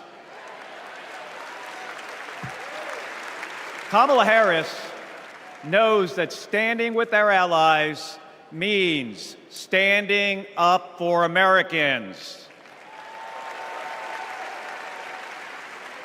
She'll keep modernizing our military to support our troops and to support our veterans like our next Vice President, Tim Walz.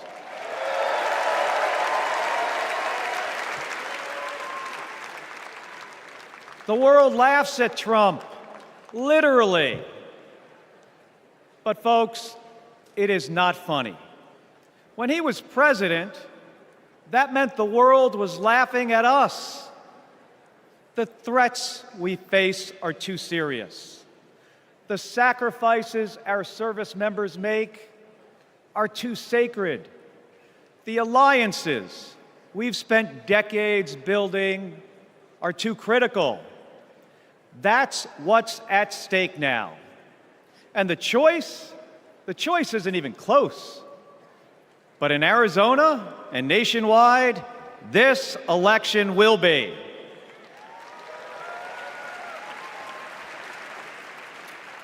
We'll win in the same way we launch rockets into space and land fighter jets on an aircraft carrier as one team on one mission. State by state, voter by voter, coming together. No country is better than ours at solving big problems. So, on November 5th, let's prove that America is still the leader the world needs today by electing the leader we need right now, Kamala Harris. Thank you, everybody. Thank you. All right. Empty speech. Not a whole lot there. Just a lot of attacking Trump, trying to make Kamala be out to be this fantastic person, but nothing really of substance, in my opinion. Now, who's this guy?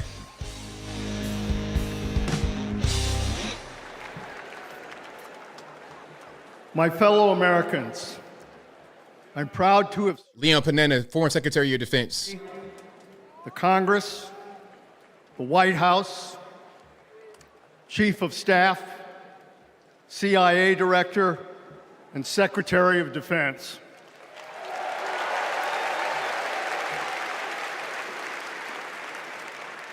I've looked into the eyes of our warriors and deployed them into battle. I gave the order directing our Special Operations Forces to fly 2 helicopters 150 miles into Abbottabad at night. And by the time the sun rose, Osama bin Laden was dead.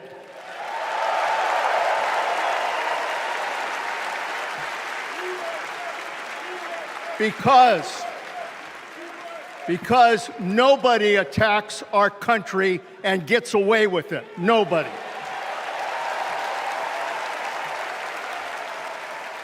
That's what our warriors do. That's what our warriors do. Our warriors need a tough, cool-headed commander-in-chief to defend our democracy from tyrants and terrorists. We need Kamala Harris behind the resolute desk. She knows a tyrant when she sees one. And our allies know a leader when they see one. On the Senate Intelligence Committee and as Vice President, she worked with more than 150 world leaders. She's looked our allies in the eye and said, America has your back.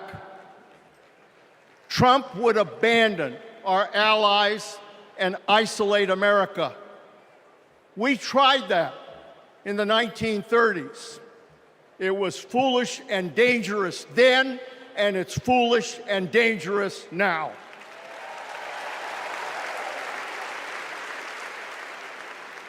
Listen to President Reagan. President Reagan. Isolationism never was and never will be an acceptable response to tyrannical governments. Never. Trump tells tyrants like Putin they can do whatever the hell they want. Kamala Harris tells tyrants, the hell you can, not on my watch. She's worked with President Zelensky to fight back against Russia. She knows that protecting their democracy protects our democracy as well. Listen, Kamala is going to get eaten alive when it comes to foreign policy. They're not going to respect her at all. They don't respect her now. Nobody respects Kamala now. People talking about her affiliation with sororities and the fact that she's a woman and black and stuff like this, things that don't matter when you're talking about foreign relations, world leaders, Vladimir Putin, Xi Jinping, all these people. It doesn't matter. It matters not. It's just, she's not the person you want to be out there trying to negotiate, trying to talk about, hey, put the guns down over there in Israel, Palestine. You think she's going to be able to get anything done like that? I mean, she can't even control the border of the USA. So how are you going to be brokering these peace deals across the nation? It doesn't make any sense. You were given one job as vice president and you couldn't do it.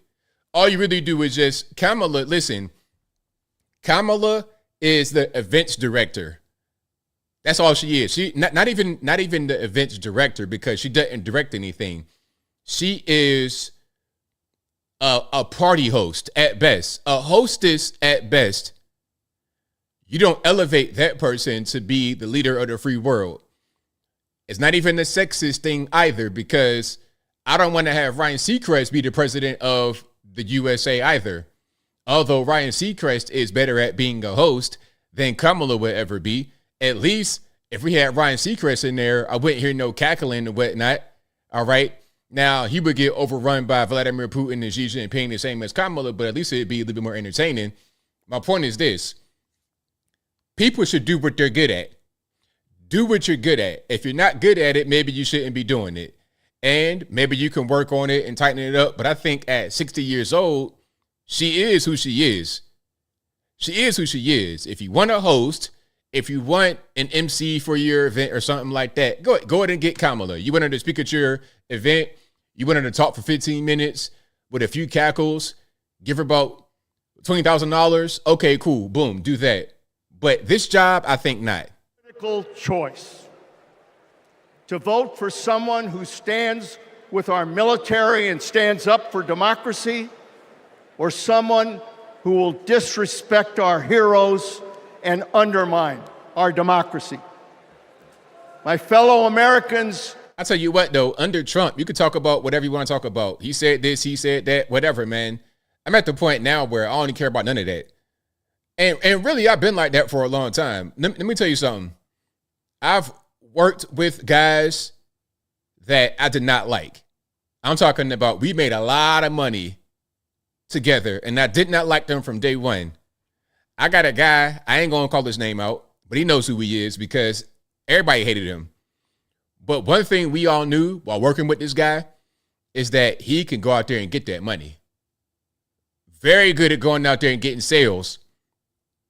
Okay, sir, you're not necessarily my best friend, but you're good at what you do. Let's work together. So that's how I feel about anything. All right, I may not be your best friend, but so what? Who cares? Let's get this money.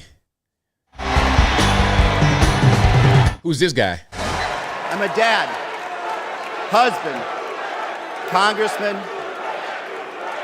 and the proudest Arizonan you'll ever meet. But I am even prouder to be a Marine. Hoorah! Hoorah. I'll give you a hoorah. I'm raised us alone on a secretary's salary. I slept on the floor. I worked every job I could. Meat packing, construction, making pizzas. I made it to Harvard with no money or connections.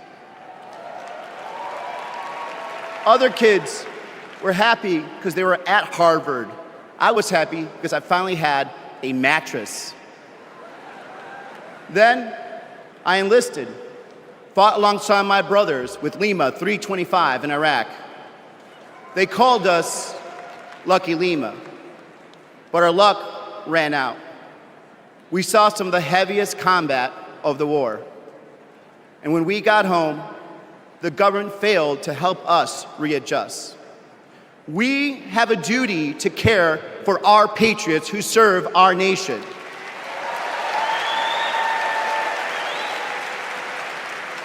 For the Vietnam veteran and Buckeye who relies on the VA for his medication.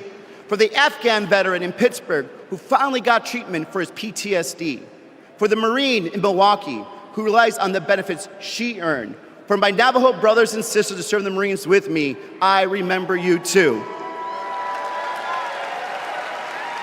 Kamala Harris and Tim Walz are fighting for them.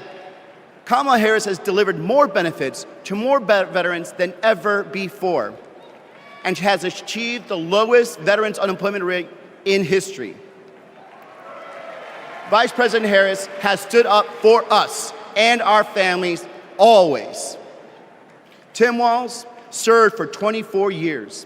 His passion for veterans earned him respect on both sides of the aisle. Tim Walz served 24 years in the National Guard, but then when it came time to go to Iraq, 2005, after 9/11 happened, all of a sudden he retires and runs for Congress. Now, people talking about, oh, well, that was just a coincidence, ABL, because he was going to retire anyway. It just happened to happen like that. He put his retirement in a year before that, all this, that, and the third. But at the end of the day, we got some vets coming out. At the end of the day, when it comes to that whole situation, they were probably alerted right around the same time he put his retirement in, because everybody knew that war was imminent because of 9/11 happening. So he decided to go ahead and just fall back rather than go into war. So you really shouldn't be using his military service as something to hang your hat on when he did something like that in the end. But I digress. One who served.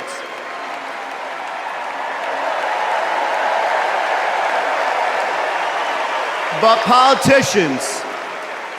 politicians like Donald Trump, they don't stand with us.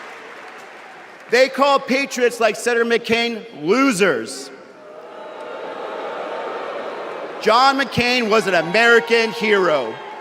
Show some respect. Trump's Project 2025 will slash veteran benefits and force VA hospitals to close across the nation. Show some respect. So, for the 18-year-old who decides to enlist, for the families like mine who prayed every night that their loved one would come home, for our troops stationed thousands of miles away, for my Marines of Lima Company, let's elect Kamala Harris and Tim Walz, who don't just respect our service, but revere it. Because the veterans who defended this country aren't just the reason we can sleep at night. They're the reason we can dream. And together, we'll fight for our veterans and everyone who served our country. Thank you.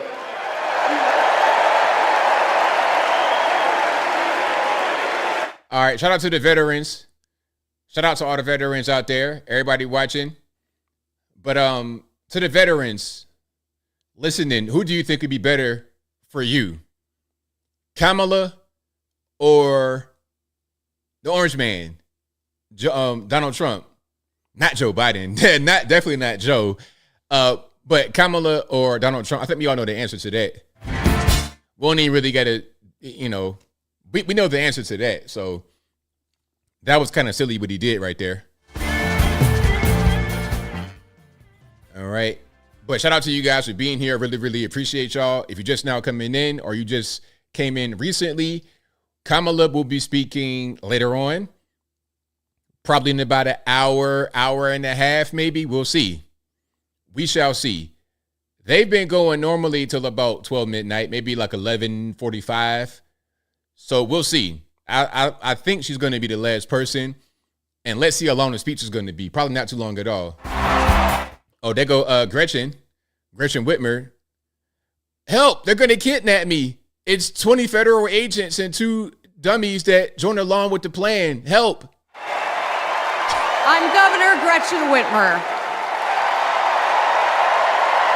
In Lansing, they call me governor. But in Detroit, they call me Big Gretch. Big cringe. Big cringe is what we call you. Donald Trump called me that woman from Michigan as an insult. Being a woman from Michigan is a badge of honor.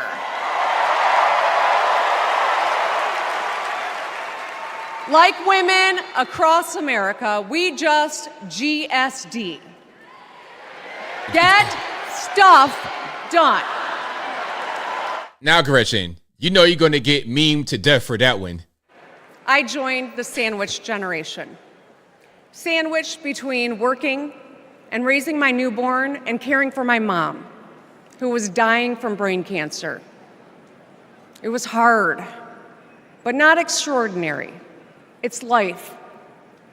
Those nights reminded me who I was fighting for. People just trying to make it. Kamala Harris knows who she's fighting for, too. She took care of her mom, who also battled cancer. As president, she'll fight to lower the cost of health care and elder care for every family.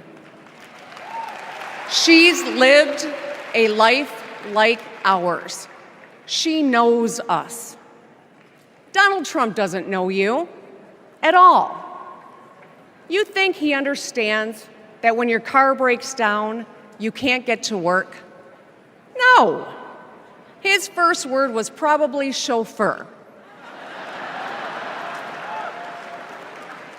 You think he's ever had to take items out of the cart before checking out?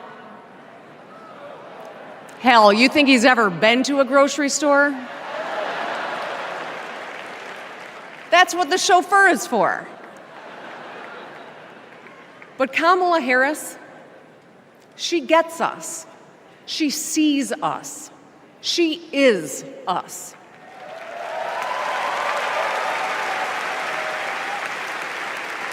Look, we've all lived through a lot of history over the past few years. Floods and fires, an attempted coup, a plot, and a pandemic. It's exhausting. We don't know what the next 4 years will bring. But what we do know is this. Through it all, your life won't stop. You're going to have to get to work, pick up the kids, and pay your bills. And then one day, when you're just trying to get everyone out the door, a news alert goes off. Something happened. Something hit the fan. You'll ask, is my family going to be okay? And then you'll ask, who the hell is in charge? What if it's him? What if it's that man from Mar-a-Lago? That accent, that's like Bobby's mom from Bobby's World. Don't you know all this, tone it down a tad. Long enough to come up with a plan, to tell the truth, and to bring people together. Right now, before the crisis, is when we get to choose. Why wouldn't we choose the leader who's tough, tested, and a total badass?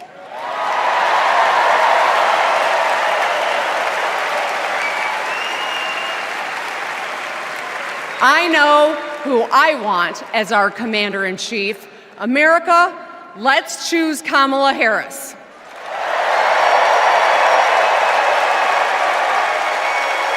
All righty, that was Michigan Governor Gretchen Whitmer.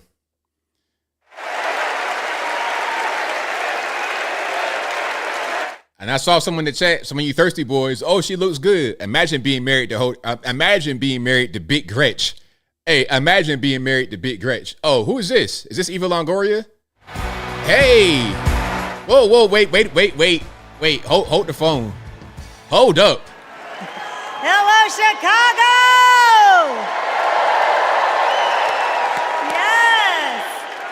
I am so excited to be here tonight. What an honor to be part of this historic moment. And y'all. Yeah, Eva Longoria. Hey, Eva Longoria back in the day, back in the early 2000s. Oh, my Lord.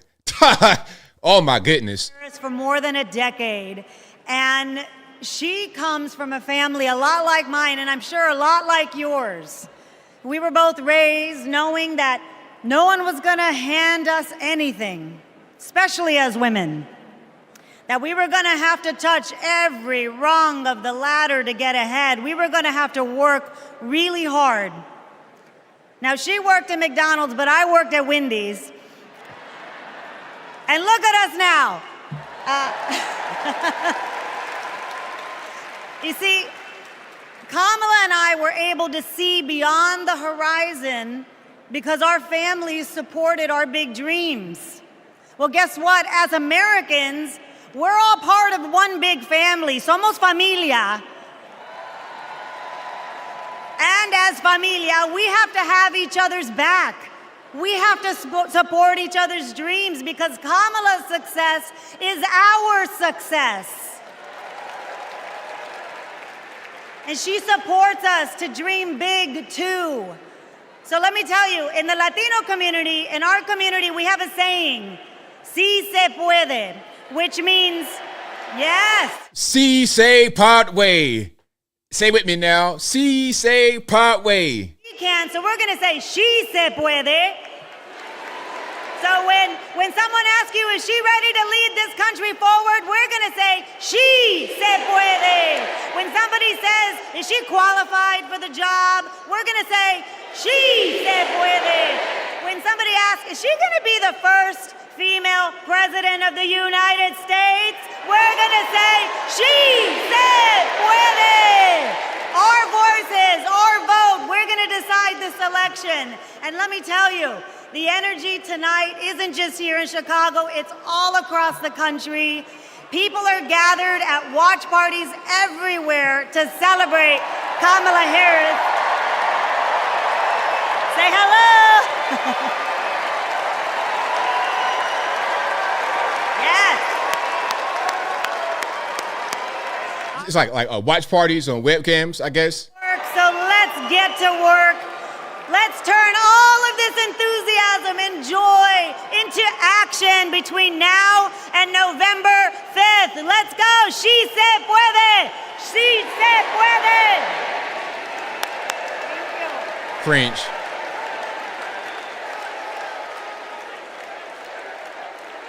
Hey, man, Eva Longoria, though. My. Former Illinois Republican Representative Adam Kinzinger. Oh my goodness, not him. Why would you? Come on, man. You just killed my whole mood right there. I was excited a little bit. Now you bring this doofus out here. Hey, good evening. Good evening. Thank you. I'm Adam Kinzinger, and I am proud to be in the trenches with you as part of this sometimes awkward alliance that we have to defend truth, defend democracy, and decency. I was just a kid when I was drawn to the party of Ronald Reagan, to his vision of a strong America, the shining city on a hill. I was a Republican for 12 years in Congress, and I still hold on to the label. I never thought I'd be here, but listen, you never thought you'd see me here, did you?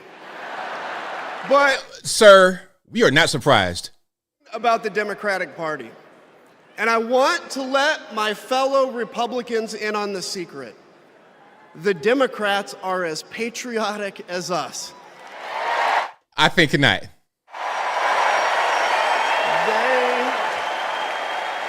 They love this country just as much as we do.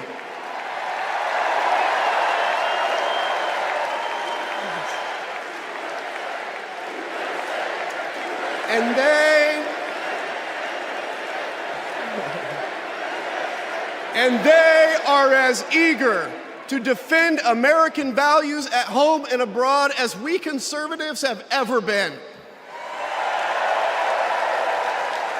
I was relieved to discover that because I've learned something about my party too, something I couldn't ignore. The Republican Party is no longer conservative.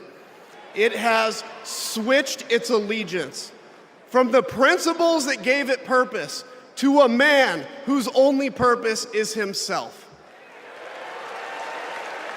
Donald Trump is a weak man pretending to be strong. He is a small man pretending to be big. He's a faithless man pretending to be righteous. He's a perpetrator who can't stop playing the victim. He puts on quite a show, but there is no real strength there. As a conservative and a veteran, I believe true strength lies in defending the vulnerable. It's in protecting your family. It's in standing up for our Constitution and our democracy. That is the soul of being a conservative. It used to be the soul of being a Republican, but Donald Trump has suffocated the soul of the Republican Party. His fundamental weakness has coursed through my party like an illness, sapping our strength, softening our spine. I mean, you know what? You know, the reality is without Trump, y'all wouldn't be anywhere. You guys are soft and becoming just the same as the Democrats on a federal level, especially. On a national level, you guys were becoming the same as the left. It was one unit party. Trump came in there and shook the table, made you guys come back to your conservative values, and now people like you, who were always on the left, want to just go to where you naturally are at. What Trump did was like throw a roach bomb in the hotel room that's completely covered in them. And everybody's came scattering, including you. But you want to still pretend like you are conservative, but you've probably been liberal for a very long time. Because you may not like Trump. You may think, oh, it's a cult of personality. That's great for you to think that way. But policy-wise, what do you have in common with the left? What, deleting babies, taking away rights to bear arms? What are we in lockstep with when it comes to leftist policies, Mr. Adam Kinzinger? How do you call yourself a conservative Republican, but you're over here with Kamala and Tim Walz and all these people, communist people? Come on, man. Like, what are we doing? Why blame Trump for your own feelings and your own attitude and your own politics? Just say, hey, you know what? I'm a liberal now. You change. That's fine. You would change your mind, but don't gaslight us and say that it's Trump's fault. No, it's your fault. You're a fully grown man who believed in a cause bigger than himself, and he risked his life for it behind enemy lines. To preserve American democracy, his generation found the courage to face down armies. Listen, all we're asked to do is to summon the courage to stand up to one weak man.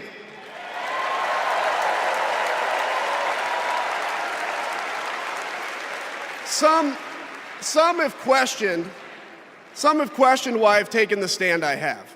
The answer is really simple, ladies and gentlemen. We must put country first. And tonight, as a Republican speaking before you, I'm putting our country first.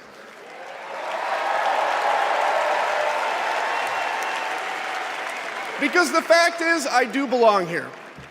I know Kamala Harris shares my allegiance to the rule of law, the Constitution, and democracy. And she is dedicated to upholding all three in service to our country. Whatever policies we disagree on pale in comparison with those fundamental matters of principle, of decency, and of fidelity to this nation.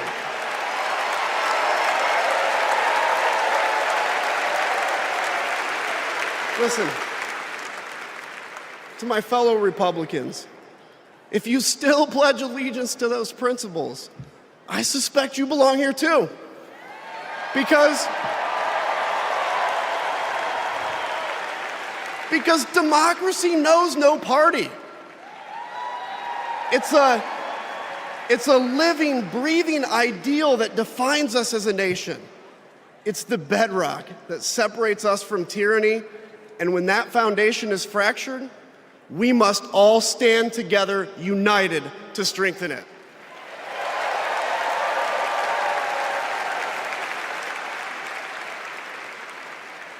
If you think those principles are worth defending, then I urge you, make the right choice. Vote for our bedrock values and vote for Kamala Harris. God bless you.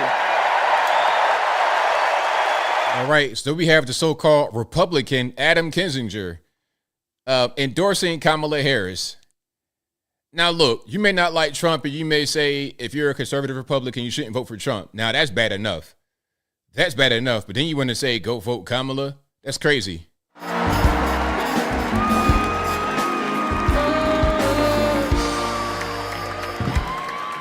Hello, Chicago.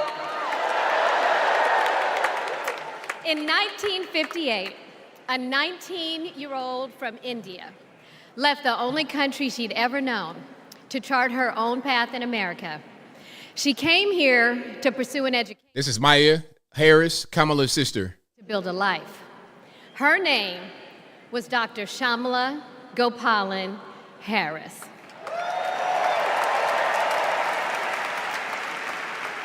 But we called her Mommy. Mommy was so many things to so many people. A civil rights activist, a scientist, a devoted mother to her 2 little girls. But most of all, Mommy was a trailblazer who defied the odds and defined herself. And when it came to Kamala and me, Mommy had great expectations for us, but she had even greater expectations of us. She raised us to believe that we could be and do anything. And we believed her. You see, Mommy understood the power and the possibility that come with knowing and showing who you truly are. She knew we could be the authors of our own stories, just as she'd been the author of her own. Mommy's journey and the opportunity that she wanted for Kamala and me, that's a distinctly American story. Elephant in the room. They got the same dad or nah? What's going on with this? They look completely different, night and day. Different struggles or different perspectives, but what binds us together is the fervent desire to be free, to fulfill our God-given potential. Kamala's entire life has been about fighting for each of us to have that freedom. And like so many Americans, Kamala knows what it's like to be underestimated and be counted out. She knows what it's like to be the underdog and yet still beat the odds. And now, she has created so much electricity, so much optimism, so much joy throughout the nation, and it is why we need her leadership in this historic moment.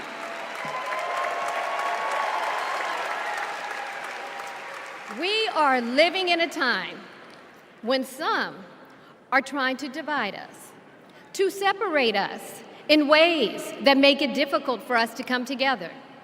Well, look, my sister rejects that view. Where others push darkness, Kamala sees promise. Where others feel detachment, Kamala fosters connection. Where others want to drag us back to the past, my sister says, hold up now, we are not going back.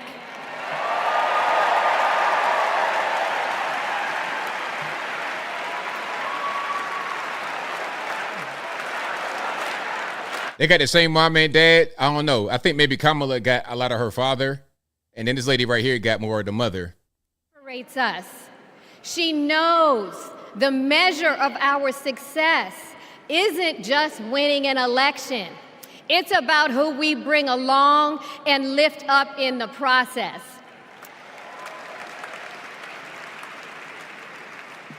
And so as I look out at all of you today and take in this incredible moment, I so wish that Mommy could be here tonight. I can just see her smiling, saying how proud she is of Kamala. And then, without missing a beat, she say, "That's enough, you got work to do." She would tell all of us to roll up our sleeves and get to work, to elect a leader who sees the potential in each of us, a leader who cares for all of us, a leader who fights for every one of us. Our Democratic nominee, my big sister, the next President of the United States, Kamala Harris.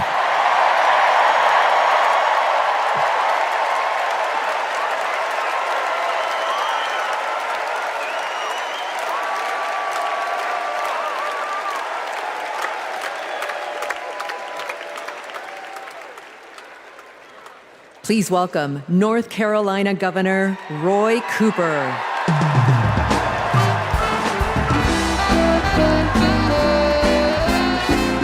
All righty, Roy Cooper.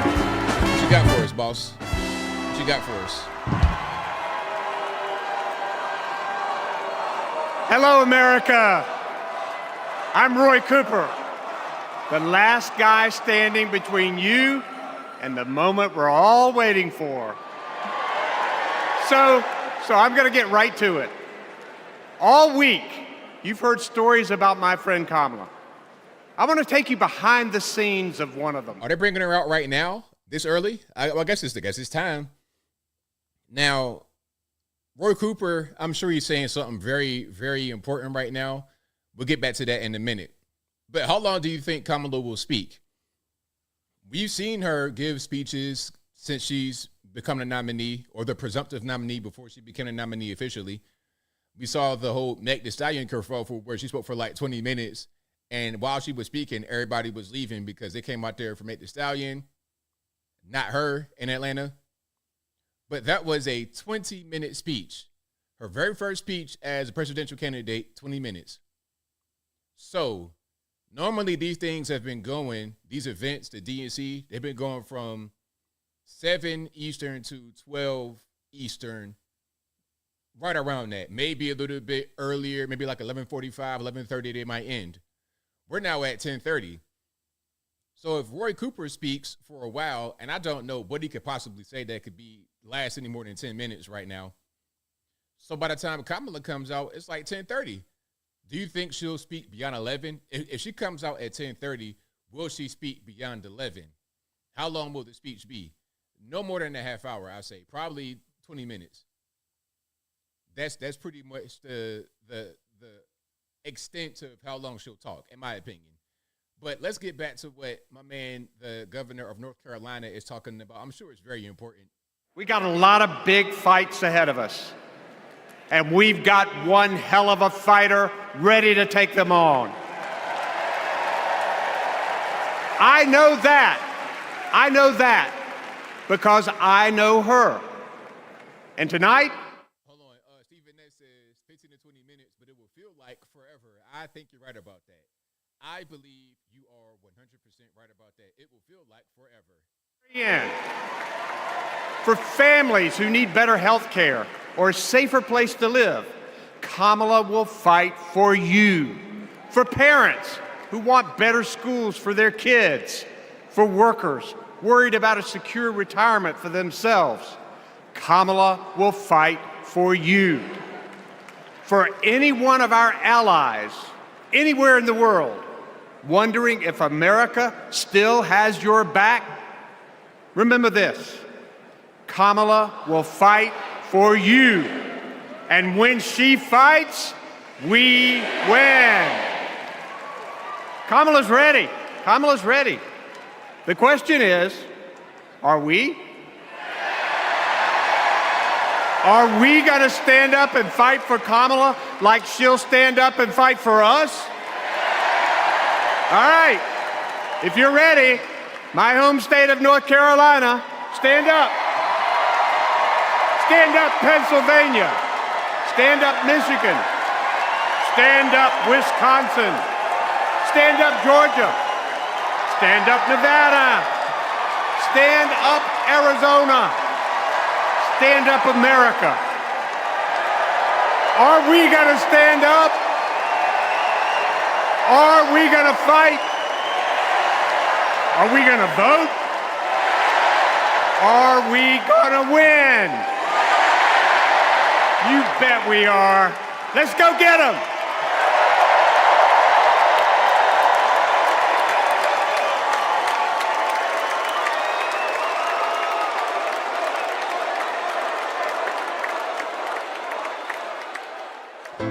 She grew up in a tight-knit neighborhood. It was the kind of place where your neighbor would look after you when school let out, where your first grade teacher would show up at your law school graduation. It's where Kamala Harris learned what it means to be in the middle class, making every paycheck count. She was raised by a working mom who taught her about standing up for what's right and protecting the people you love. Kamala carries the lessons of our mother, the fighting spirit of our mother, the compassion. She was all of 5 feet tall. If you met her, you would have thought she was 7 feet tall. And our mother, if I'd ever come home complaining about anything, she wouldn't have it. The first thing she'd say is, well, just stop the complaining. Just tell me what you're going to do about it. And since she was a young girl, Kamala Harris has been fighting for families like the ones she grew up with. That is Kamala. She can't help herself from standing up for people and standing up for what she thinks is right. She has been that way our whole lives. Being a protector is what led her to become a prosecutor. Looking back now, I could say it was her calling. As a courtroom prosecutor, she went after predators who targeted women and children, and fraudsters who ripped off working families. And she put dangerous gang members and human traffickers behind bars. We didn't have partnerships with DOJ or FBI or DEA or any of those law enforcement agencies. Now, we all work collaboratively. She was the person who built the foundation in how we do criminal justice in America. As Attorney General of California, she held the big Wall Street banks accountable for fraud, winning $20 billion for California families. She took on one of the largest for-profit colleges that was scamming students. And in the Senate, she fought for her constituents with the determination of the prosecutor, standing up for reproductive freedom. Can you think of any laws that give the government the power to make decisions about the male body? I'm not thinking of any right now, Senator. She fought to keep our children safe from the terror of gun violence. How many of you guys had to have a drill where you learned about how you need to hide in a closet or crouch in a corner in the event that there is a mass shooter? Look at that. Look at that. On the Intelligence Committee, she defended our nation against foreign adversaries. And in 2020, she made history as the first woman to be elected Vice President of the United States. She cast the tie-breaking vote to deliver urgent relief to the American people during the pandemic. She beat Big Pharma to lower prescription drug costs and cap the cost of insulin, and led the fight to restore reproductive rights after Roe v. Wade was overturned. We have worked too hard and fought too long to see our daughters grow up in a world with fewer rights than our mothers. Because she's never been afraid to stand up to powerful interests. Sometimes people will open the door for you and leave it open, sometimes they won't. And then you need to kick that door down.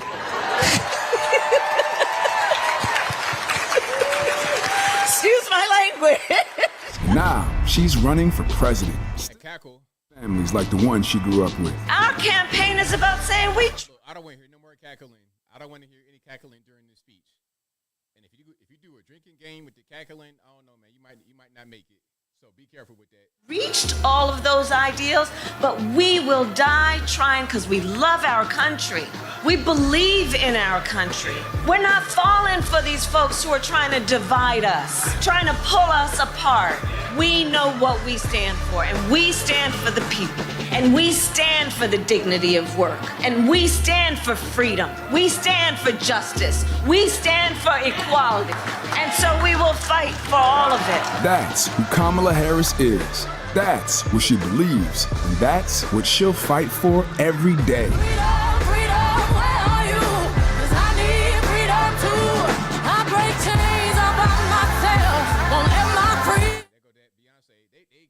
Killing me with the music. Killing me with the music. It's a mess. I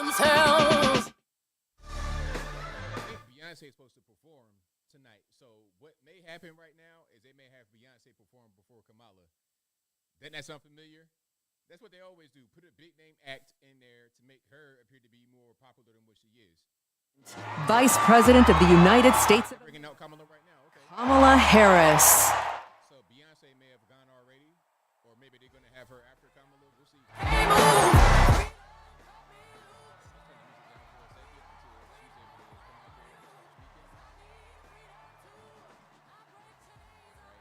know the sound is low. We're waiting for her to get to the front so we don't get copyrighted with the Beyonce music in the background. All right, waiting for her to come on out with the black. What's this, like a navy or a black pantsuit? It's like all black. Hey, like this is John Wick. What's going on? I don't like the. She could have done much better.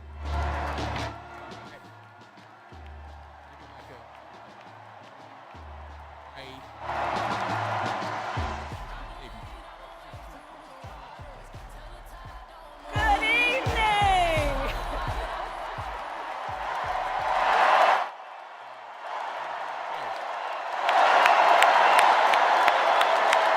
Give me the guns and the drugs. That's the kind of vibe I'm getting.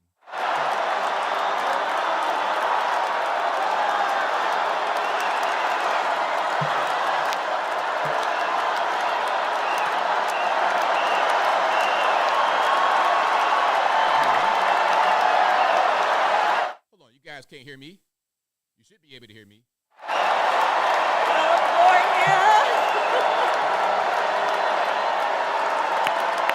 Good evening, everyone. Good evening.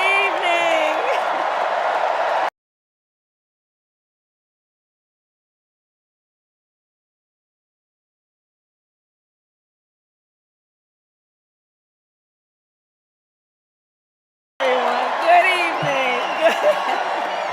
Good evening. Okay, test. 1, 2, test. My microphone is messing up.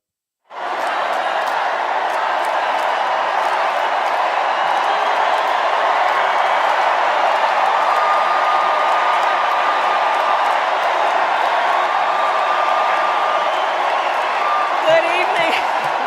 Thank you. Thank you, everyone. Thank you.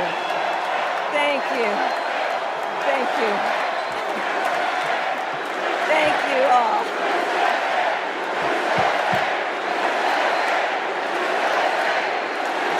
Thank you all. Okay, we got to get to some business. Okay, thank you all. Okay. Thank you. Please, thank you. Can you hear me at all? Can you hear me? Test. 1, 2. Can you hear me? Let me know. I can hear myself in my headphones. Can you hear me? Thank you. Okay, let's get to business. Test. Okay, that's better. There we go. So let me start by thanking my most incredible husband, Doug, for being an incredible partner to me, an incredible father to Cole and Ella, and happy anniversary, Dougie. I love you so very much. To our President Joe Biden, when I think about the path that we have traveled together, Joe, I am filled with gratitude. Your record is extraordinary, as history will show. And your character is inspiring. And Doug and I love you and Jill and are forever thankful to you both.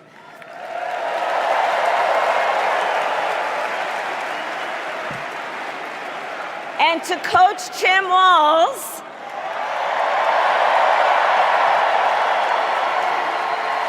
you are going to be an incredible vice president.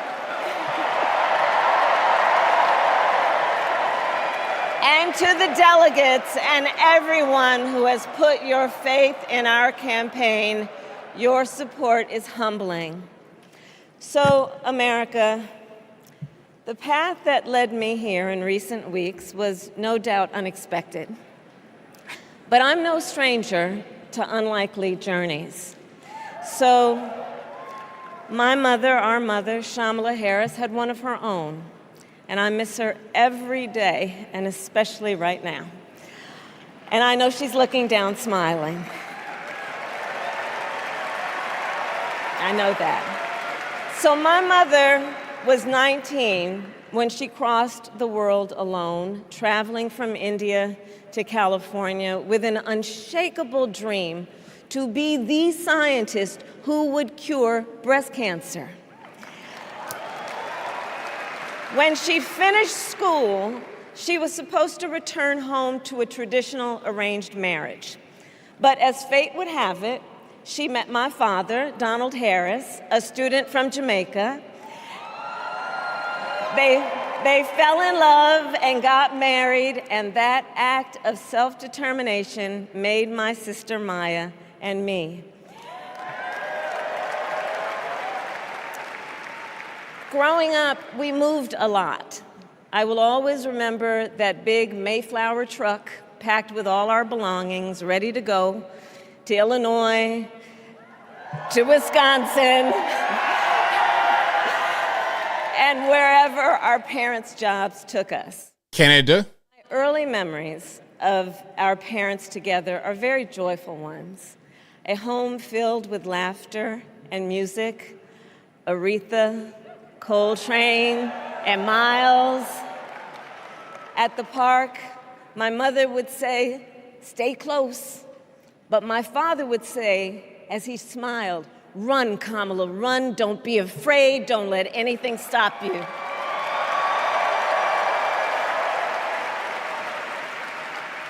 From my earliest years, he taught me to be fearless.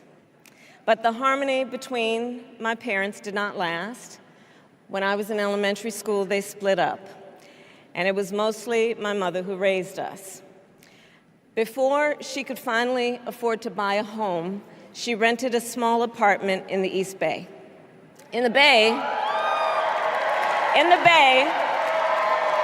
you either live in the hills or the flatlands. We lived in the flats. A beautiful working-class neighborhood of firefighters, nurses, and construction workers, all who tended their lawns with pride. My mother, she worked long hours, and like many working parents, she leaned on a trusted circle to help raise us. Mrs. Shelton, who ran the daycare below us and became a second mother. Uncle Sherman, Aunt Mary, Uncle Freddie, Auntie Chris. None of them family by blood, and all of them family by love.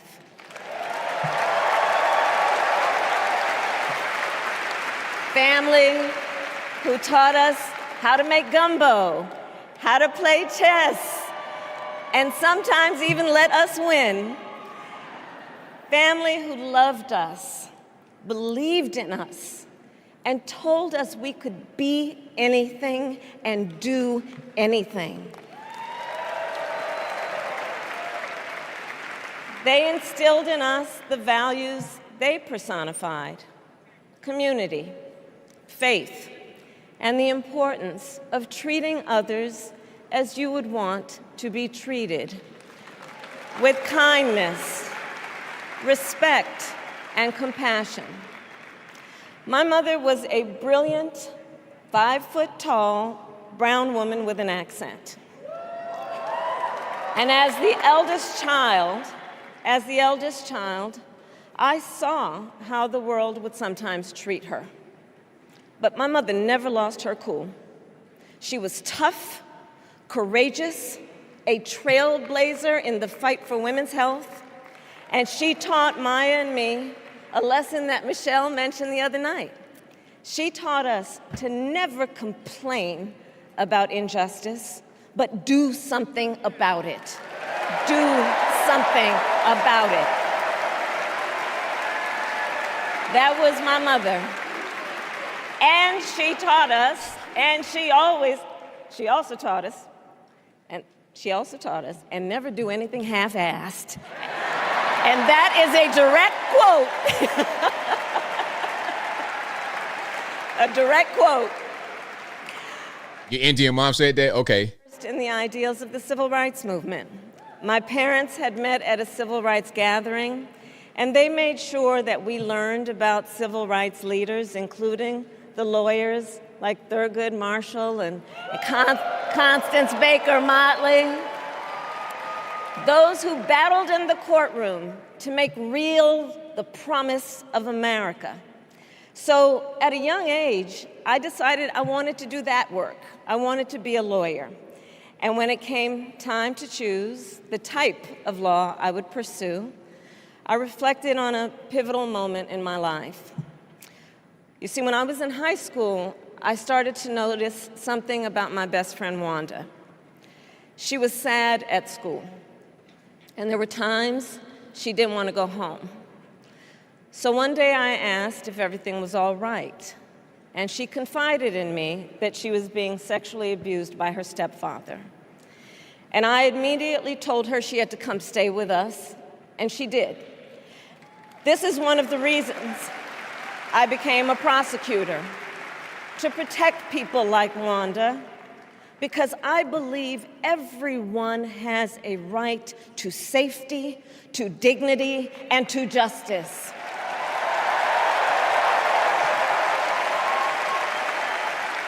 As a prosecutor, when I had a case, I charged it not in the name of the victim, but in the name of the people. For a simple reason. In our system of justice, a harm against any one of us is a harm against all of us.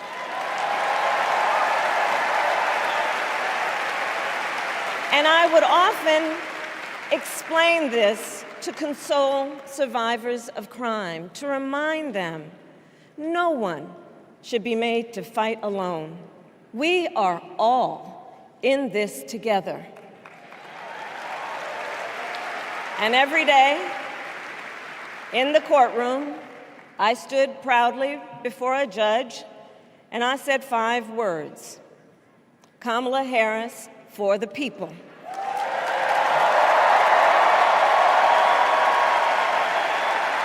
And to be clear, my entire career, I've only had one client, the people. And so, on behalf of the people, on behalf of every American, regardless of party, race, gender, or the language your grandmother speaks, on behalf of my mother and everyone who has ever set out on their own unlikely journey, on behalf of Americans like the people I grew up with, people who work hard, chase their dreams, and look out for one another, on behalf of everyone whose story could only be written in the greatest nation on earth, I accept your nomination to be President of the United States of America.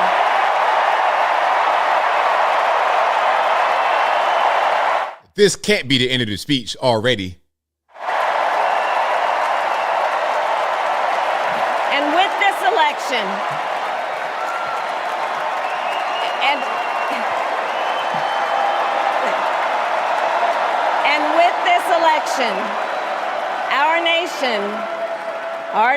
with this election has a precious, fleeting opportunity to move past the bitterness, cynicism, and divisive battles of the past, a chance to chart a new way forward. Not as members of any one party or faction, but as Americans. And let me say, I know there are people of various political views watching tonight, and I want you to know, I promise to be a president for all Americans. You can always trust me to put country above party and self, to hold sacred America's fundamental principles, from the rule of law to free and fair elections to the peaceful transfer of power. Have we heard any policy yet? Maybe I'm not really hearing things properly, but I don't think we've heard any policy. January 6th and stuff like that been mentioned, but what about policy? And our highest aspirations, a president who leads and listens, who is realistic, practical, and has common sense, and always fights for the American people. From the courthouse to the White House, that has been my life's work. As a young courtroom prosecutor in Oakland, California, I stood up for women and children against predators who abuse them. As Attorney General of California, I took on the big banks, delivered $20 billion for middle-class families who faced foreclosure, and helped pass a homeowner bill of rights, one of the first of its kind in the nation. I stood up for veterans and students being scammed by big for-profit colleges, for workers who are being cheated out of their wages, the wages they were due, for seniors facing elder abuse. I fought against the cartels who traffic in guns and drugs and human beings, who threaten the security of our border and the safety of our communities. And I will tell you, these fights were not easy. And neither were the elections that put me in those offices. We were underestimated at practically every turn. But we never gave up, because the future is always worth fighting for. And that's the fight we are in right now, a fight for America's future.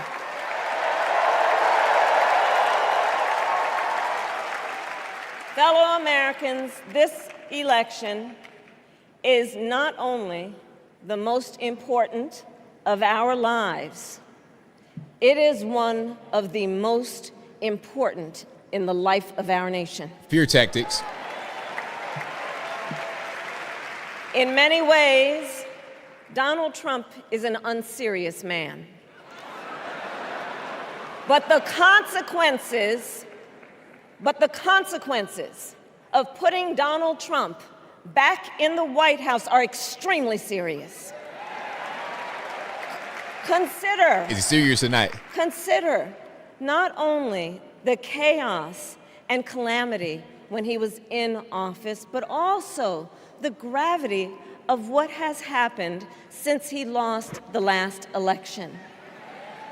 Donald Trump tried to throw away your votes. When he failed, he sent an armed mob to the United States Capitol, where they assaulted law enforcement officers. When politicians in his own party begged him to call off the mob and send help, he did the opposite. He fanned the flames. And now, for an entirely different set of crimes, he was found guilty of fraud by a jury of everyday Americans and separately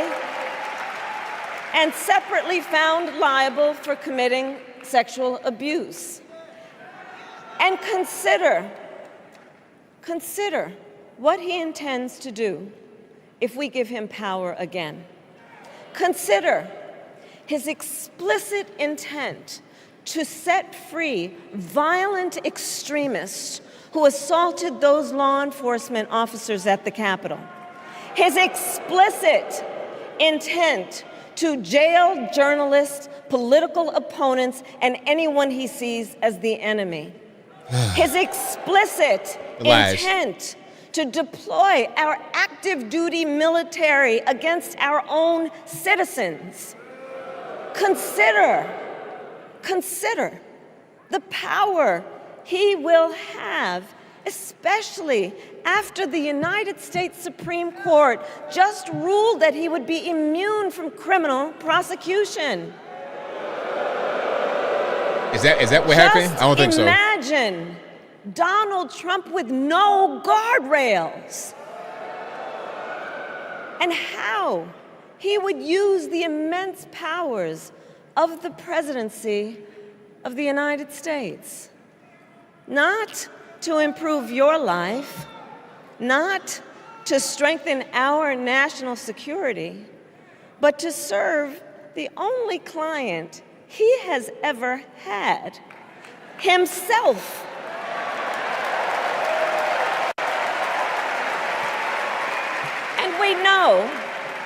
And we know what a second Trump term would look like. It's all laid out in Project 2025, written by his closest advisors, and it's sum total a lie. Our country back to the past. But America, we are not going back. We are not going back. We are not going back. We are not going back to when Donald Trump tried to cut Social Security and Medicare. We are not going back to when he tried to get rid of the Affordable Care Act, when insurance companies could deny people with pre-existing conditions. She sounds like Hillary. Going to let him eliminate the Department of Education that funds our public schools.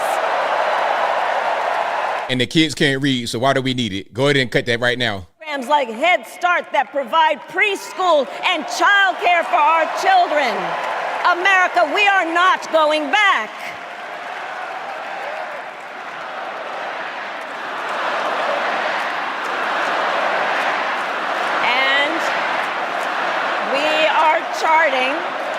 And we are charting a new way forward. Forward to a future with a strong and growing middle class, because we know a strong middle class has always been critical to America's success. And building that middle class will be a defining goal of my presidency.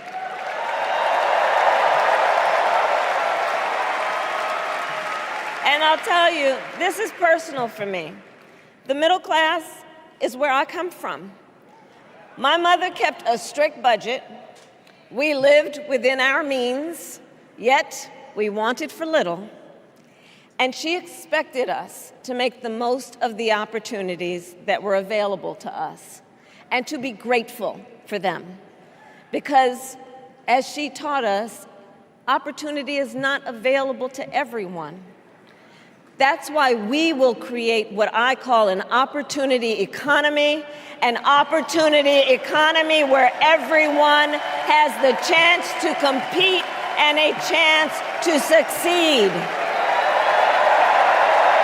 Whether you live in a rural area, small town, or big city. And as president, I will bring together labor and workers and small business owners and entrepreneurs and American companies to create jobs, to grow our economy, and to lower the cost of everyday needs like health care and housing and groceries. We will provide access to capital for small business owners and entrepreneurs and founders. And we will end America's housing shortage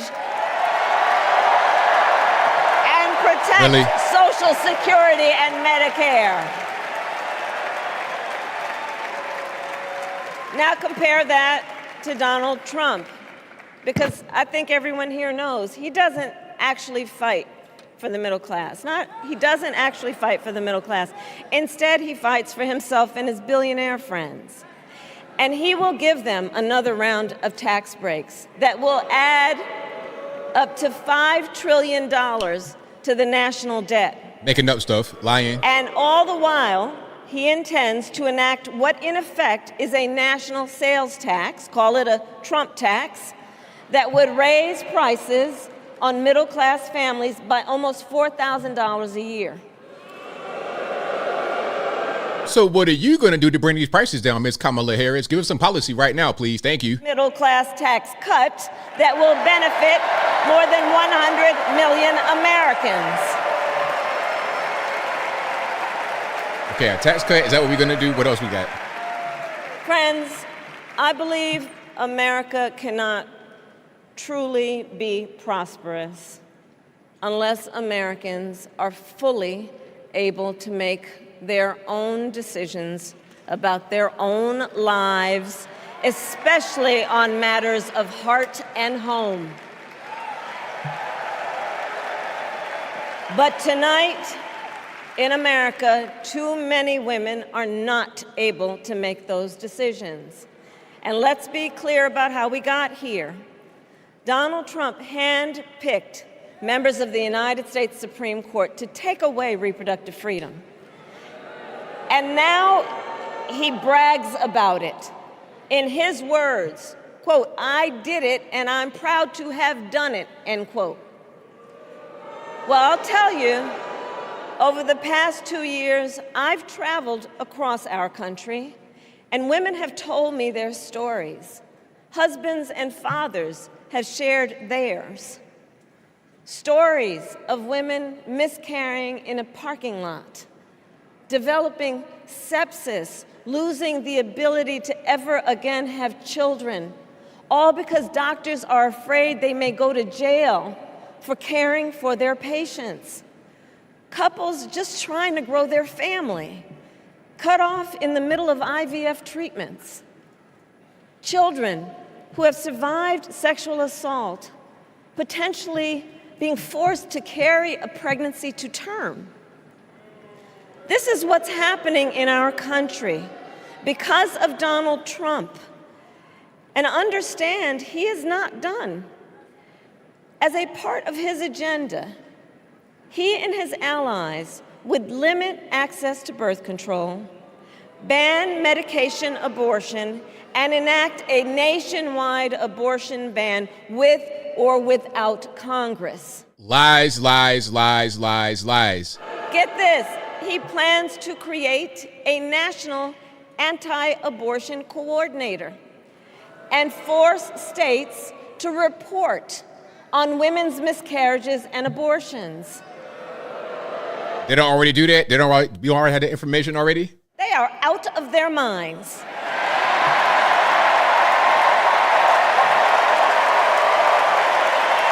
Look, though, most of this speech has been Orange Man bad. Give us policy from what are you going to do to help us go forward? One must ask, why exactly is it that they don't trust women? Well, we trust women. We trust women. And when Congress passes a bill to restore reproductive freedom, as President of the United States, I will proudly sign it into law. What does that mean? What is that bill going to do? In this election, many other fundamental freedoms are at stake. The freedom to live safe from gun violence in our schools, communities, and places of worship. The freedom to love who you love openly and with pride. The freedom to breathe clean air and drink clean water and live free from the pollution that fuels the climate crisis. And the freedom that unlocks all the others, the freedom to vote. With this election, we finally have the opportunity to pass the John Lewis Voting Rights Act and the Freedom to Vote Act.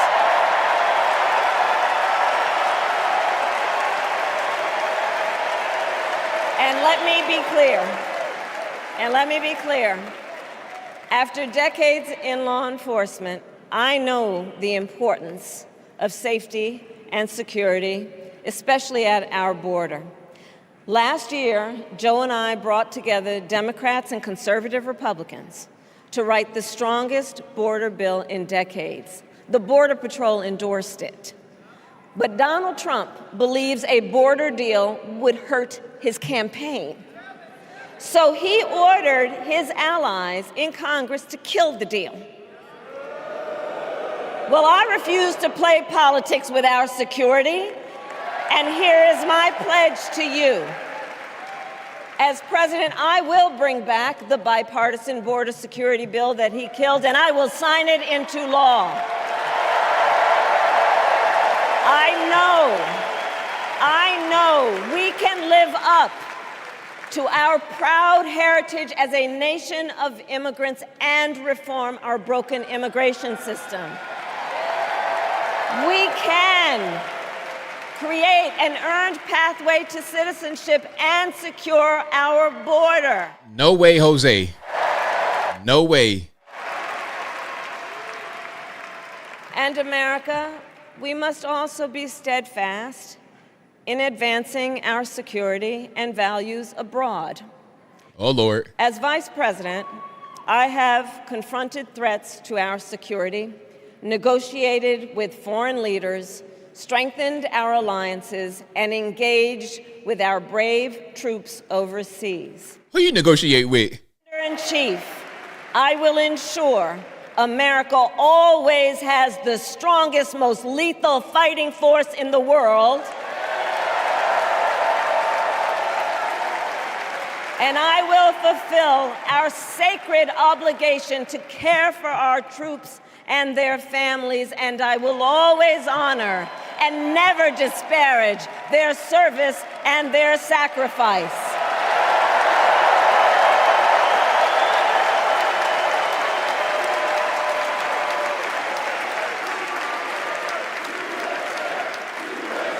I will make sure that we lead the world into the future on space and artificial intelligence, that America, not China, wins the competition for the 21st century, and that we strengthen, not abdicate, our global leadership.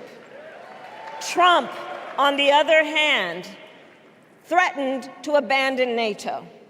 He encouraged Putin to invade our allies, said Russia could, quote, do whatever the hell they want. 5 days before Russia attacked Ukraine, I met with President Zelensky to warn him about Russia's plan to invade. You think he didn't know that? A global. You think you brought the news to Zelensky about that? Defend against Putin's aggression.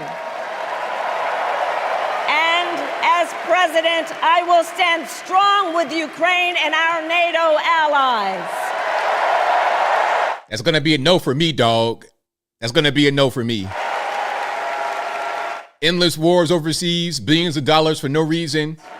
To the war in Gaza, President Biden and I are working around the clock because now is the time to get a hostage deal and a ceasefire deal done.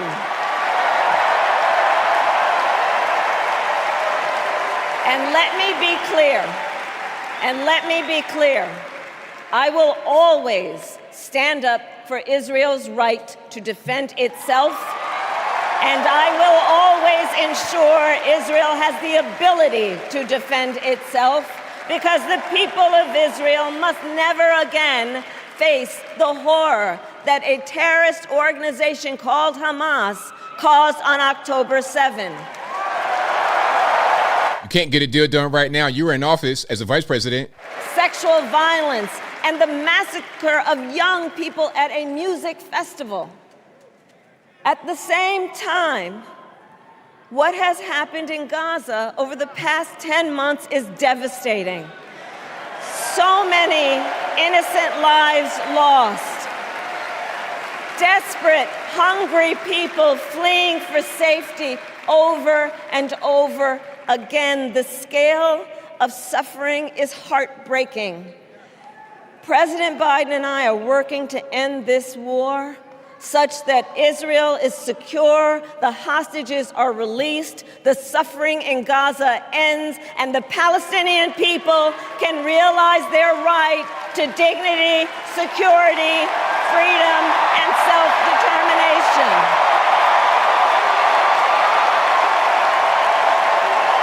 You're actually in office right now. You can't get any of that done with your man, Joe. I will never hesitate to take whatever action is necessary to defend our forces and our interests against Iran and Iran-backed terrorists. I will not cozy up to tyrants and dictators like Kim Jong-un who are rooting for Trump. So are you going to stop funding Iran when you become the president, like y'all funding them right now, or no?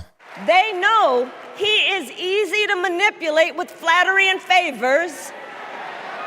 They know Trump won't hold autocrats accountable because he wants to be an autocrat himself. Is that how that works?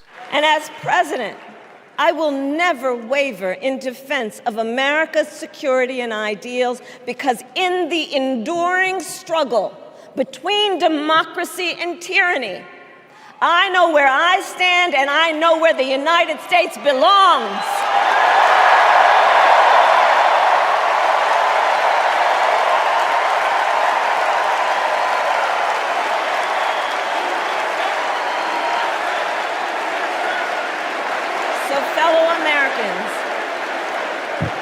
Fellow Americans,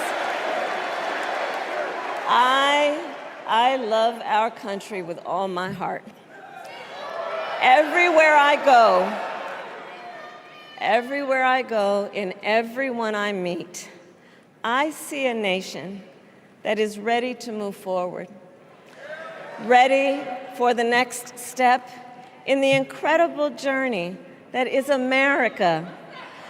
I see an America where we hold fast to the fearless belief that built our nation and inspired the world, that here in this country, anything is possible, that nothing is out of reach.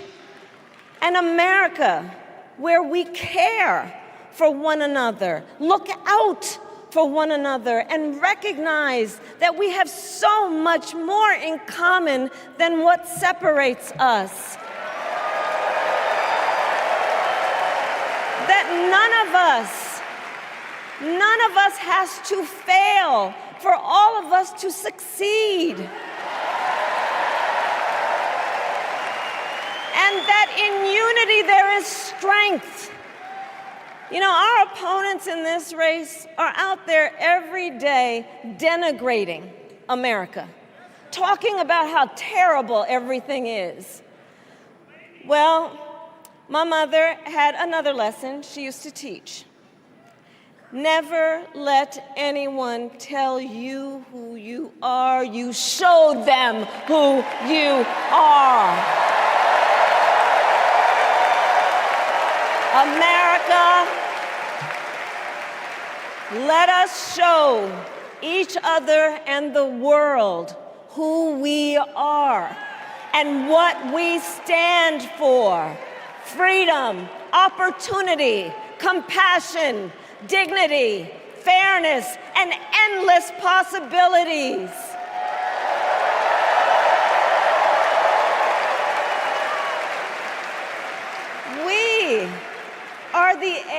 heirs to the greatest democracy in the history of the world.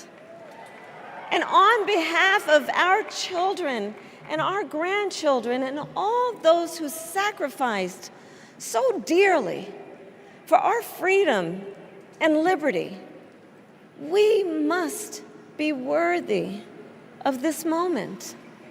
It is now our turn to do what generations before us have done, guided by optimism and faith, to fight for this country we love, to fight for the ideals we cherish, and to uphold the awesome responsibility that comes with the greatest privilege on earth, the privilege and pride of being an American.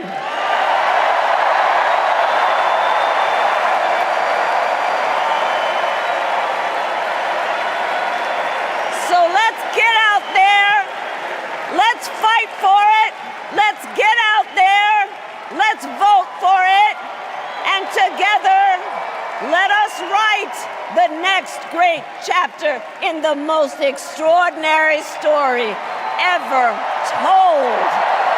Thank you. God bless you, and may God bless the United States of America. Thank you all. All right, there you have it. Vice President Kamala Harris gave her acceptance speech, about 35-minute speech. She started at about 10:34 p.m. Eastern. It's now 11:11 p.m. Eastern. So that's that. Did you guys enjoy the speech? I don't think you did. I didn't. Very light in policy. There was some policy a little bit in there, but very light on it. Not very inspiring. Nothing that I would even like her to do. There's nothing in there that I really agree with at all. And I try to be somebody that's, fair.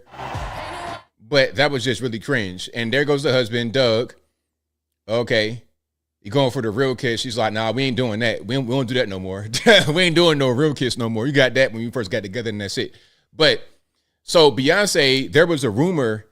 It was actually a rumor that she was going to perform. But she came out and said, I was never even invited. I was never even, I'm not going to say she wasn't invited. She was never scheduled to be there. Maybe she was invited and it didn't happen. I don't know. But she was never scheduled to be there. TMZ had reported that she was going to be there, but she's not. So I think this might be the end here. You hear her in the background, of course. She probably was supposed to be there, but she's not going to be there.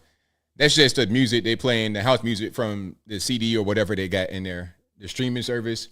All right, there we go. Yay. Everybody's like the same height, man. That ain't going to work, man. These 5'5". I mean, and I'm not trying to be shallow. I'm just saying it doesn't work when you're talking about people that want to vote for a leader in America. They want you to be tall, statuesque. They want you to be in charge. They want you to be a leader. This is why most of your CEOs, executives are going to be above 6 foot. And when I say CEO and executive, I'm talking about those who get hired to be CEOs and executives. I ain't talking about Zuckerberg, people that created a company and are the executive. I'm talking about those who get hired on to represent the company. Okay, you're the CEO of Cisco Systems. You're going to be typically tall, square jaw, white male. But now they kind of getting a little bit more diverse with it. You could be kind of LGBT, whatever. You could be a woman. But when it comes to being the president, I don't think that we as a country are ready for a woman or someone who does not have that statuesque appearance. Because most presidents have been above 6 foot tall. The last president who was not 6 foot tall was Jimmy Carter, 1970s. Think about that. It's a long time, 50 years of never having the president who's shorter than 6 foot. And I think Jimmy Carter was 5'10". So there's something to think about. And also, there's never been a female president. Now, throughout this whole thing, Kamala reminded me of Hillary Clinton a lot. The same kind of style she would speak in, raising her voice at certain times. We come too far, that type of stuff. I can imagine her doing that. And I think she said something about hot sauce and collard greens in the bathtub. The same thing Hillary Clinton would do. But see, the problem is the Democrats that's not her mom. I think her mom has passed away. It's probably her auntie or something. You see with the sari on one of the Indian garment. But look, they're trying to make Kamala be a thing by going down the Hillary Clinton route. But Hillary Clinton got stomped in the wine twice. 2008 against Barack Obama during the primary for the Democratic Party. And then in 2016 during the general election against Donald Trump. She got stomped out not once but twice. She has not had any success on that level.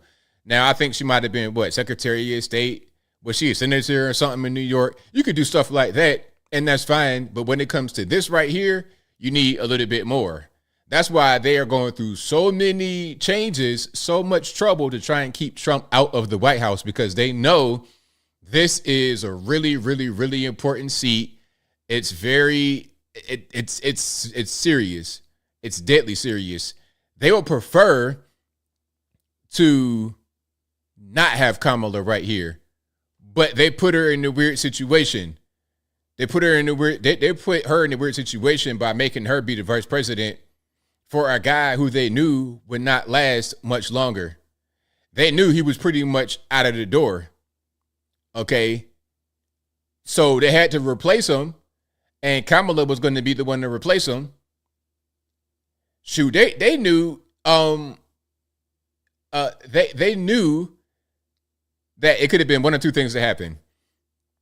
And I'm showing this so you can see her family and whatnot. You see Ella Emhoff and Tim Walz, all these people. But they knew what would happen is one or two things. Look at this guy. Ha!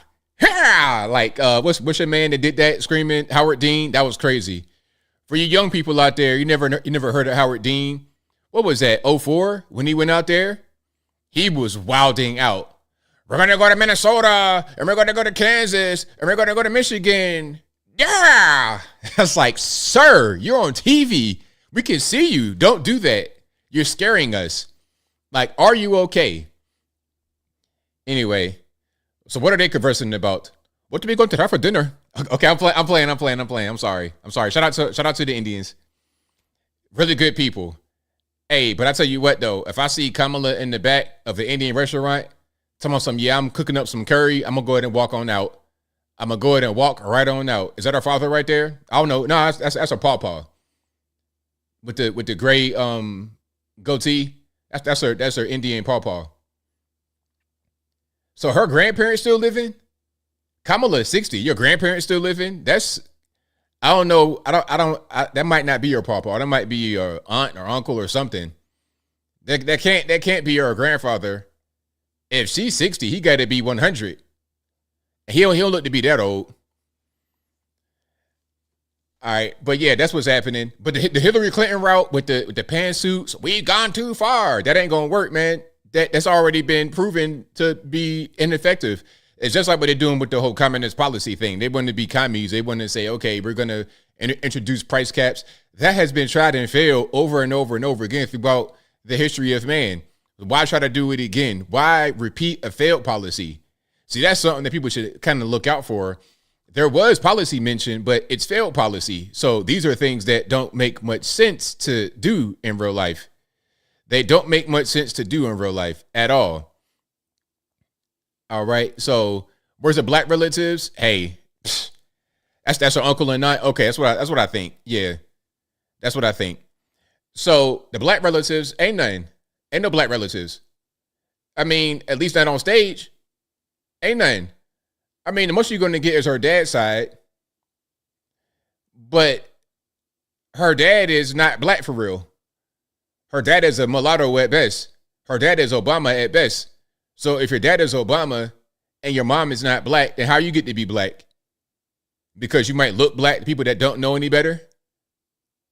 Her sister is dark skinned, but she looked just as Indian as Kamala to me. Really, her sister looks more Indian than Kamala does.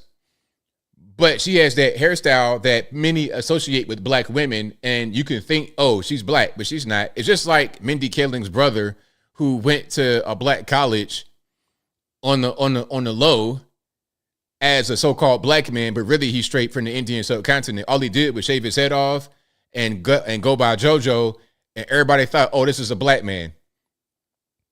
Just like the whole Shaun King kerfuffle, this dude cut his hair like a rapper, T.I., trying to copy T.I.'s look from the early 2000 days when he was in college. A whole white guy decided to pretend to be black, and people bought it. And Shaun King is crazy. I'm talking a little bit right now because I want you guys to see this little interaction right here. And there's music in the background, so I don't got the sound on. But you know, it was crazy to see people think that Shaun King was black, because even when I was on the left, I remember Shaun King kind of being out there doing stuff. I remember him very well. And I always thought, even when I was a leftist now, many, many moons ago, when I was young and dumb in my 20s, I just thought of Shaun King as a white advocate for black people back then. I never thought that anybody thought that this obviously white guy was black. It'd be like y'all thinking that I'm white. Only some mouth-breathing trolls on the internet are gonna try to call me a white guy. Oh, you think you're white? That's the same kind of way I felt about Shaun King. It's like, come on, what are we doing here? But anyway, I hate to be so much on the race talk, but that's what they really focus their campaign on. Race, color, ethnicity, LGBT, all these little identifiers, all these identities that they want to associate you with. Okay. So I think that's pretty much that. We can go ahead and wrap it up here. We got super chats to read. Shout out to you guys. I appreciate y'all for joining. Kamala just gave her speech. It was about 35 minutes, close to 40, between 35 and 40 minutes long. So a little bit of a longer speech than what I thought she would do, but that is that. So yeah, Talcum X, shout out Talcum X. All right, so check it out. We got super chats on deck. I'm gonna read these right quick, and then I wrap it on up, put the bow on top. Thank y'all again for being here. It's been a week. It's been a week. I'm gonna do a lot more lives like this. I should be here Saturday too. Don't hold me to it. I should be here if I got enough. But yeah, we do the show on Saturday. But any other debate, whatever, I'll be here as well streaming that. So we got at least, I'm hearing the word on the street says that we may get 3 debates from Kamala and Trump and Kamala. And I hope we do. I was hearing about at least 1, maybe 2, but some say it could be as many as 3. So whatever event happens like this, I'll be here covering it for you guys. So thank y'all again for joining. All right, we have some super chats to read. Then I wrap it on up, put the bow on top. Let me just make sure I'm in the right place, and we will continue. And I thank y'all again for supporting any kind of way you can. You know, I really, really, really, really, really appreciate you guys. All right, let me just make sure I'm in the right place, and then we will get cracking. And I got quite a few of these, so y'all hang with me for a little bit. Give me like a half hour to read all these, maybe. All right. And where are we? Let me see. Where we at?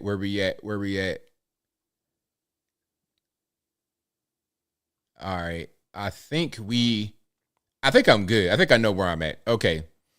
Take it to Ivan Jr., who says, I'm the real Ivan Jr., the great. Screw Commie Ivan last night. ABL, I'll debate him live. Shout out to the real Ivan, not the fake one that wants to call me all the time acting crazy. Hold on, something going on here. God brought us out of the narrow place of oppression to freedom. Let's remember the treacherous road our ancestors traveled to freedom. There's a female rabbi, is that a thing? To bring a better, more inclusive world. We stand on their shoulders to declare, we are not going back. God who notices the downtrodden, give us the courage to imagine the world as you do, where everyone has the opportunity to thrive, where diversity brings strength, not weakness, and where all have the right to make the choices for their own bodies. God of strength, guard Vice President Harris and Governor Walz with your sheltering presence as they carry on with courage and conviction to build a better future for all Americans. Shine a light on them so that they may continue to pursue justice, equity, and reproductive freedom. An America free from gun violence that safeguards free and fair elections, with less vitriol and more joy, not afraid to face its past, to grow a brighter future where every child can look to their leaders and see themselves and know that someday they too can lead. May we all be blessed with the ability to see the humanity in each other. America, let's make history. Amen.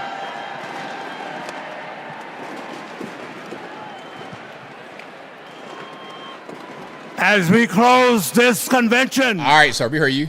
We ask that the Creator bestow blessings on Vice President Harris and Governor Walz, and upon the bright future they will bring to the people of America. A future where our nation lives its motto of e pluribus unum, bringing together in civility and dignity the diversity that has built this great nation. E pluribus unum, one nation that embraces us all, every race, creed, or color, regardless of sexual orientation, gender or gender expression, rich and poor, old and young, urban and rural. All right.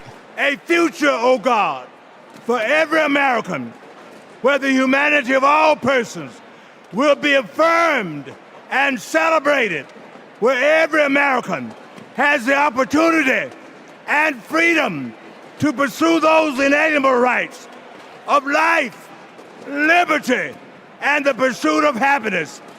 A future, oh God, where we live in peace and joy, where we set aside our rank. He probably got a flask of liquor right here in his coat pocket, ready to rock right after he's done.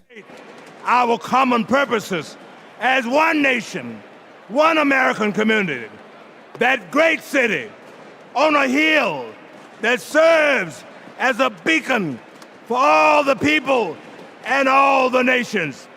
This is a journey we begin today, and we pray that the Almighty God will guide us on this path today, tomorrow, and for all the generations to come. Amen and amen.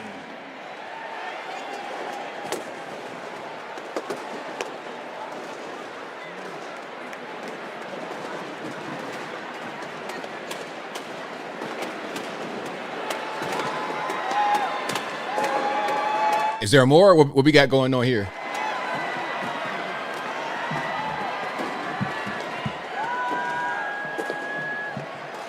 As we close, I want to thank each and every one of you for bringing your energy and your enthusiasm to the convention that will carry us through to victory in November. Look around. You're surrounded by people from every corner of the country who traveled here because they believe in our mission. We know that unity is our strength. We know that the issues we've highlighted this week are not abstract. We know what's at stake, and we bring that with us and this beginning. Over the next 75 days, we will mobilize like never before to show America what we as Democrats stand for. Together, we will fight for our rights, our freedom, and our democracy. Together, we will elect Democrats up and down the ballot. Together, we will win. Win that as we... All right, that's enough. I think she probably reading this part. But we cool. Like, they're just closing it up.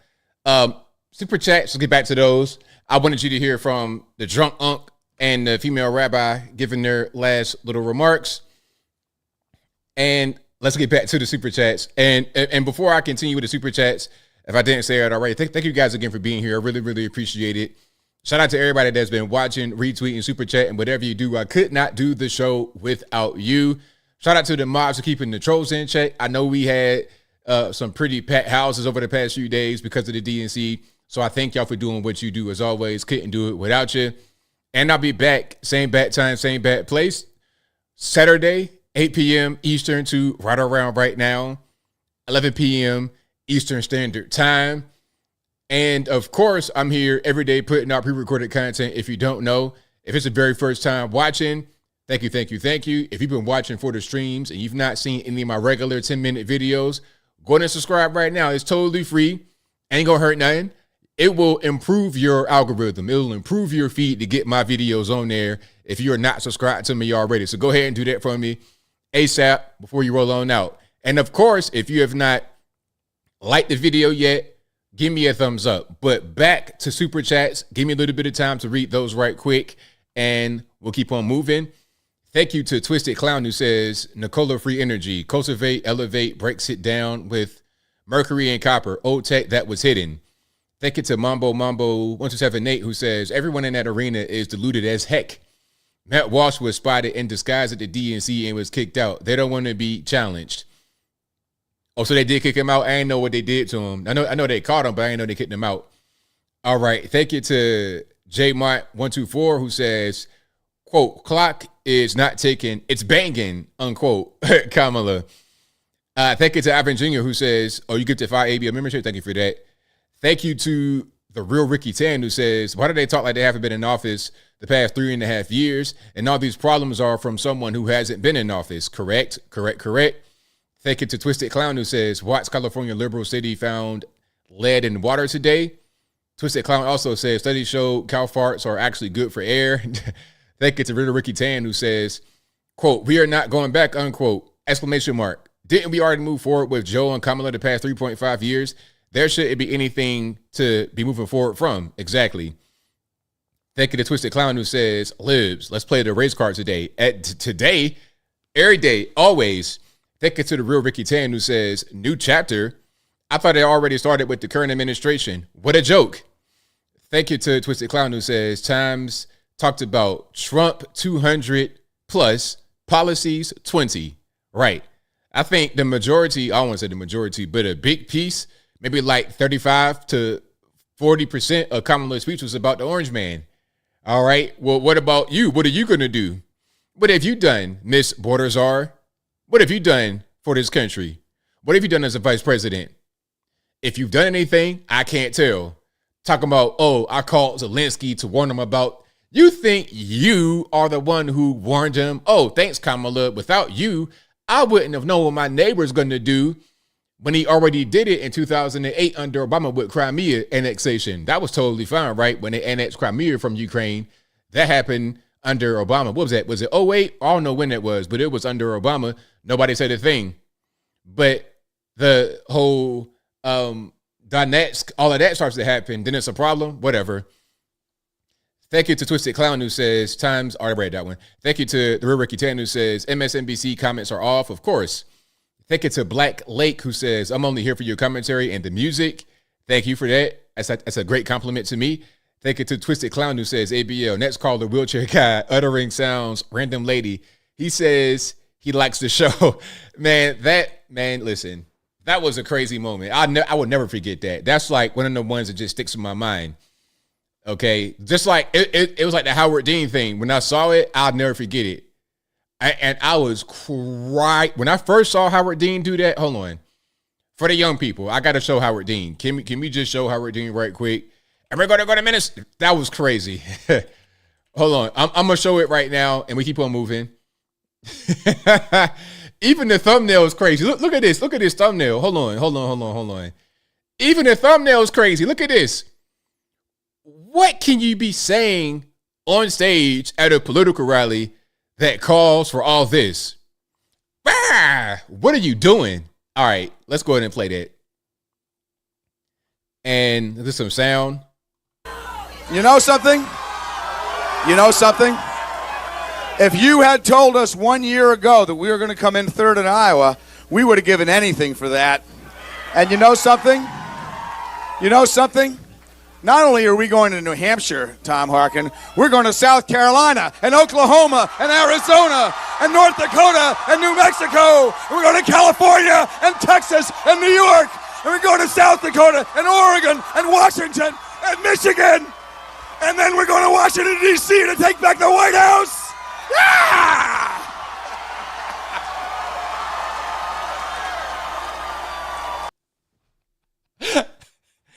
Hey, man, that never gets old. It's like, sir, what are you doing? Where did that come from? His campaign was like, oh, this guy.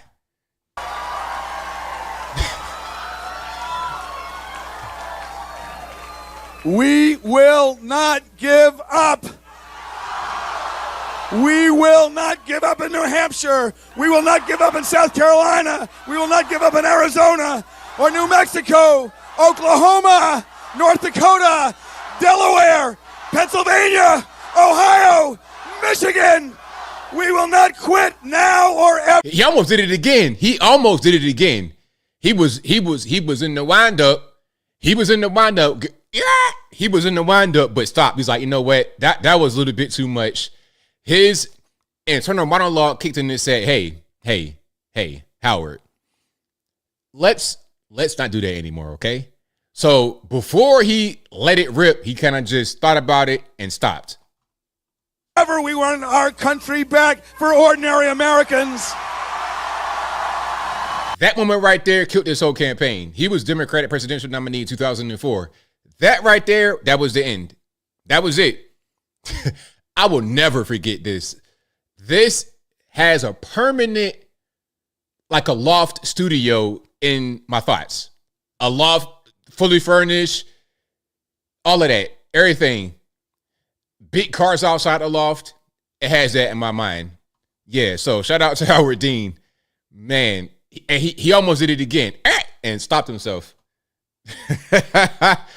Man, oh man, oh man. So yeah, whenever I talk about that for the youngins out there, whenever I talk about that, that's what I'm talking about. Hey, hold on, I'm gonna show you something right quick. This is gonna be me. Hold on, this is gonna be me in the future with the nieces, nephews, grandkids, everything. Talking about, yeah, this is gonna be me. I'm talking about the Howard Dean scream, the wheelchair guy, 10 for the bit guy. Hunter Biden smoking crack on camera, shirt off, all of that. All of that. I'm going to listen. I am the uncle, whatever, that when I'm around, it's going to be fun. And I'm going to be real reckless with my mouth. I'm going to be totally reckless with what I say. I'm going to tell little 5-year-old kids, hey, man, taxation is theft. Get a gun. Don't be a coward. Yeah, at 5 years old, you got to learn that early. All right, let me stop. Let's go back to the super chats. If you like what you're hearing so far, if you enjoyed the show tonight, please give the video a thumbs up, like the video, share the video, do all that good stuff. That'll help me out tremendously. All right, we got supers on here. The real Ricky Tan says all mainstream media have the comments turned off. Wow, it's crazy, ain't it? Thank you to Black Lake who says Beyonce, as in Beyonce, is I don't know what that is. Is that a troll, a garden troll? What kind of emoji is this? Black Lake, you got these exclusive emojis. I don't even got them on my thing. That's not ABL emojis. Where you get that from? You making your own emojis in the chat? You got a paint editor to make your own emojis? I've never seen that before in my life. Hold on. Let me see if I can copy it. All right. What is that? I've never seen that before in my life. Is that a troll? What is that? Hold on. Now I got to Google it. A mage? Oh, it's some kind of wizard or a witch. Oh, it's a witch. Oh, okay. I get it. I get it. Thank you to Twisted Clown who says, Oprah, everyone that waves a flag gets a free car. Thank you to Ivan Jr. who says, wasting time so they don't got to talk. Ivan Jr. also says, Democrats so backwards when they need a big when they need a black, strong voice, they put Dixie Chicks. Okay, thank you to the real Ricky Tan who says, union member, ? Don't know why you're here then. This party will clearly screw you over. Crowder turned comments off too? That's crazy. Crowder? Say it ain't so, Crowder. Come on, man. You turn your comments on. Turn your comments on, man. It ain't that bad. You get some trolls, but it's fine, man. Turn the comments on, put it on slow mode. You be all right. Turn the links off, put it on slow mode. You be good, man. Thank you to Smooth Artist who says her forehead. He says, he or she says, her FOE head is so beautiful. That's funny. Thank you to Viral Syndicate 1 who says, Actors Union and the Real Union. Vomit emoji. Thank you to K-Dub who says, Kerry Washington, and I think I love my wife. Oh, yeah, in that movie with Chris Rock. Yeah. Kerry Washington, my. And that movie with Chris Rock. So, in that movie, she played the side chick. Ooh, yeah. That's all I got to say. Thank you to Smooth Artist who says, what's with the white dudes with our black queens? Thank you to Twisted Clown who says, I ain't going to read that one. It's a little bit X-rated. Thank you to Ivan Jr. who says, and these fools call us weird. Thank you to Twisted Clown who says, single moms having single moms. Thank you to Smooth Artist who says, real talking, ABL, this is some witchcraft. And notice the racially ambiguous they, them, they push in.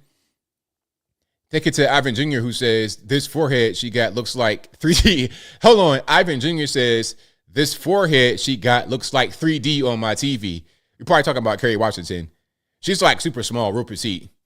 Hey, I'm trying, King Chris. I'm trying to stay focused. Shout out to Dr. Umar.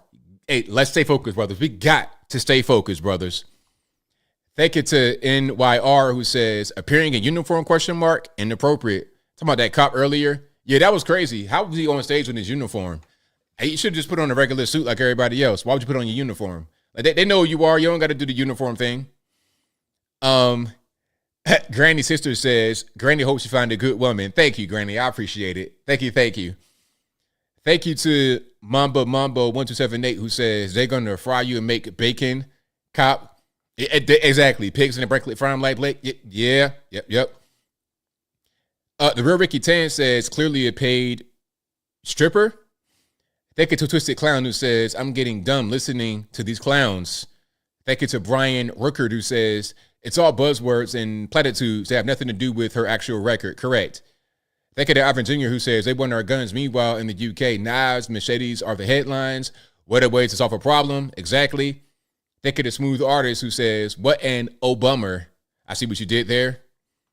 Hey, yo fam says ABL simping hard body tonight. LOL JK. Hey, I can't help it, man.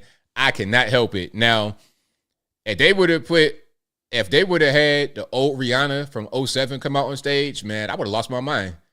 I would have been in here in a frenzy. Now, the new Rihanna is not really the same. It ain't congealing quite the same. But that first Rihanna with that real big, tall forehead and that long torso, oh my goodness.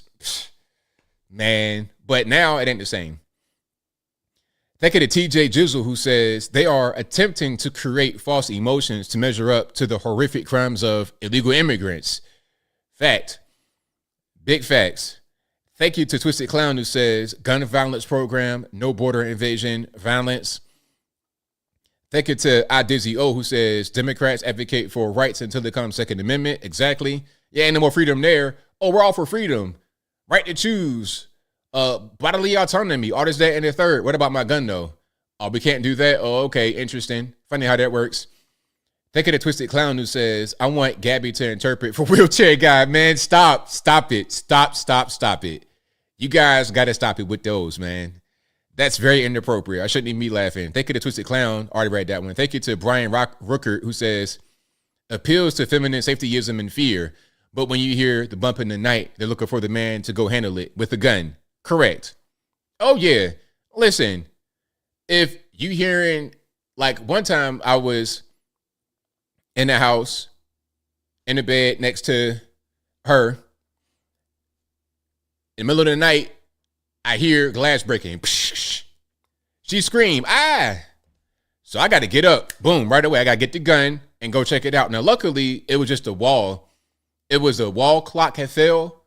It wasn't affixed to the wall properly. So it fell and the glass broke. But I'm out there on my gun getting ready to get it rocking. I'm like going around corners. I'm like, I locked the bedroom. Okay, then I went around corners all. But when I went to the hallway, it was just broken glass from the clock. But if it was anybody in there, they would have been Swiss cheese on that day.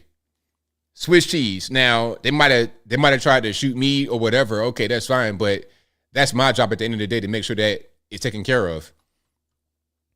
Okay. And thank you to Ivan Jr. who says, an old white man who's retired and not struggling to tell us who to vote for. He's already lived most of his life when things were more practical. Correct. Thank you to Twisted Clown who says, rather watch snails do their thing than Timu Jeff Bezos. Thank you to Mambo 1278 who says, Kamala will be Putin and G's footstool. Thank you to PAS 220 who says, sellout astronaut hero, 850 plus carrier landing combat fighter pilot F-14 Mark Kelly traitor. Thank you to Ivan Jr. who says, that was a week. Hoorah.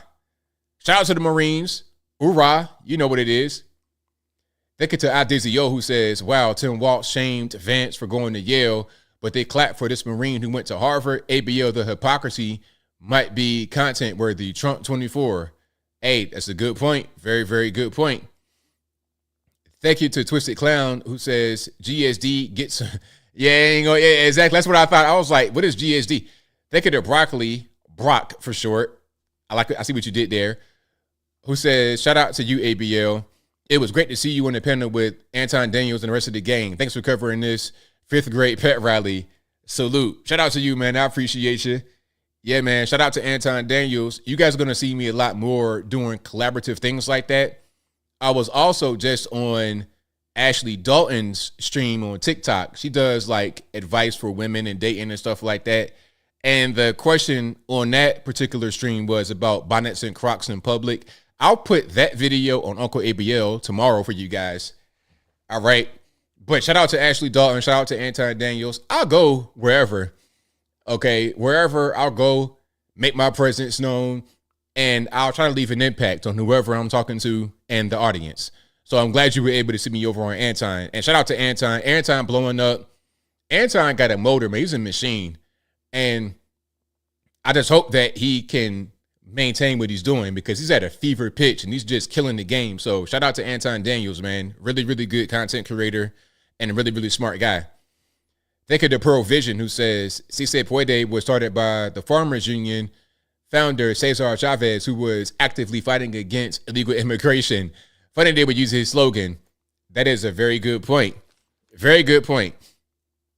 Hey, they invited me on Timcast, or they asked me if I wanted to go on Timcast, but I've not heard back from them. So whenever they hit me up, I'm going to go out there. And I think they're in West Virginia. Yeah, like in the Panhandle. Which don't really count, but that's close enough. So if whenever they ready to have ABL on, I'm there. Like swimwear. Yeah, shout out to Tim Poole, also a very good content creator. Thank you to Bradford Schmidt for becoming an ABL supporter. Thank you to Federico El Padrino, who says, I stand with Mark Keith Robinson, North Carolina's new governor. Right on. Shout out to you. They got a Twisted Clown who says Kamala Harris' speech will be hey, come on, man. You can't. I can't be reading these, man. They got Ivan Jr. who says at ABL, fix your mic. Yeah, I don't know what was the mixer just decided to take a nap right at the 0 hour, right at the wrong moment, but I fixed it. They got a Twisted Clown who says I'm muted as well. SX says your mic volume is low or muted. Leotis, fix your mic. That happened right when Kamala came out. That was crazy. The feds must have been, the feds were like, we can't have this man talk about Kamala crazy.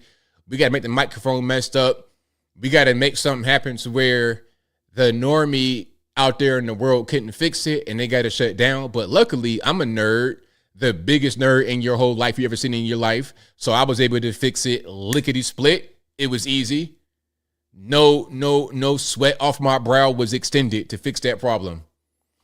Thank you to Wharton Word, who says, bro, you got that Bidenomics quality mic right now. Thank you to Uncle Horse, who says, when you turn down the audio, you mute yourself. Oh, okay. That was happening at that moment. Thank you to Ivan Jr., who says, increase the mic volume. Thank you to DSU, who says, ABL got that Built Back Better mic.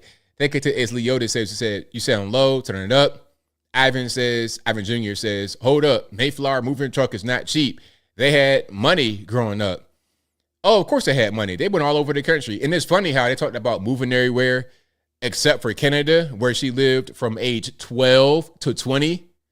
Look, that's your formative years. You were in Canada for middle school, high school, and some of college. Now, she says she went to Howard, which is true. But before she went to Howard, she went to a college in Montreal, Canada for 1 year. Yes, she did. But she don't talk about that too much, does she? Interesting how that works. So you were in college in French Canada in the 80s. Then you went to Howard.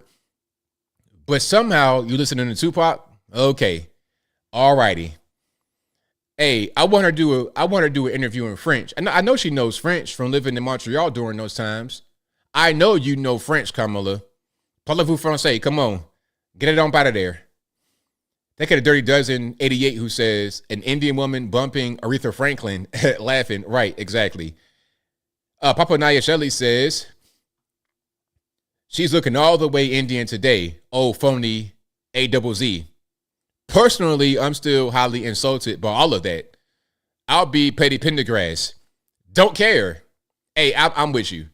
Because don't just put on this costume and say, oh, I'm black, then I'm Indian. I don't like that, man. Whatever you are, just be that rather than pretending to be different things at different points in time. Thank you to Twisted Clown, who says Kamala Harris reminds me of RDJ and Tropic Thunder.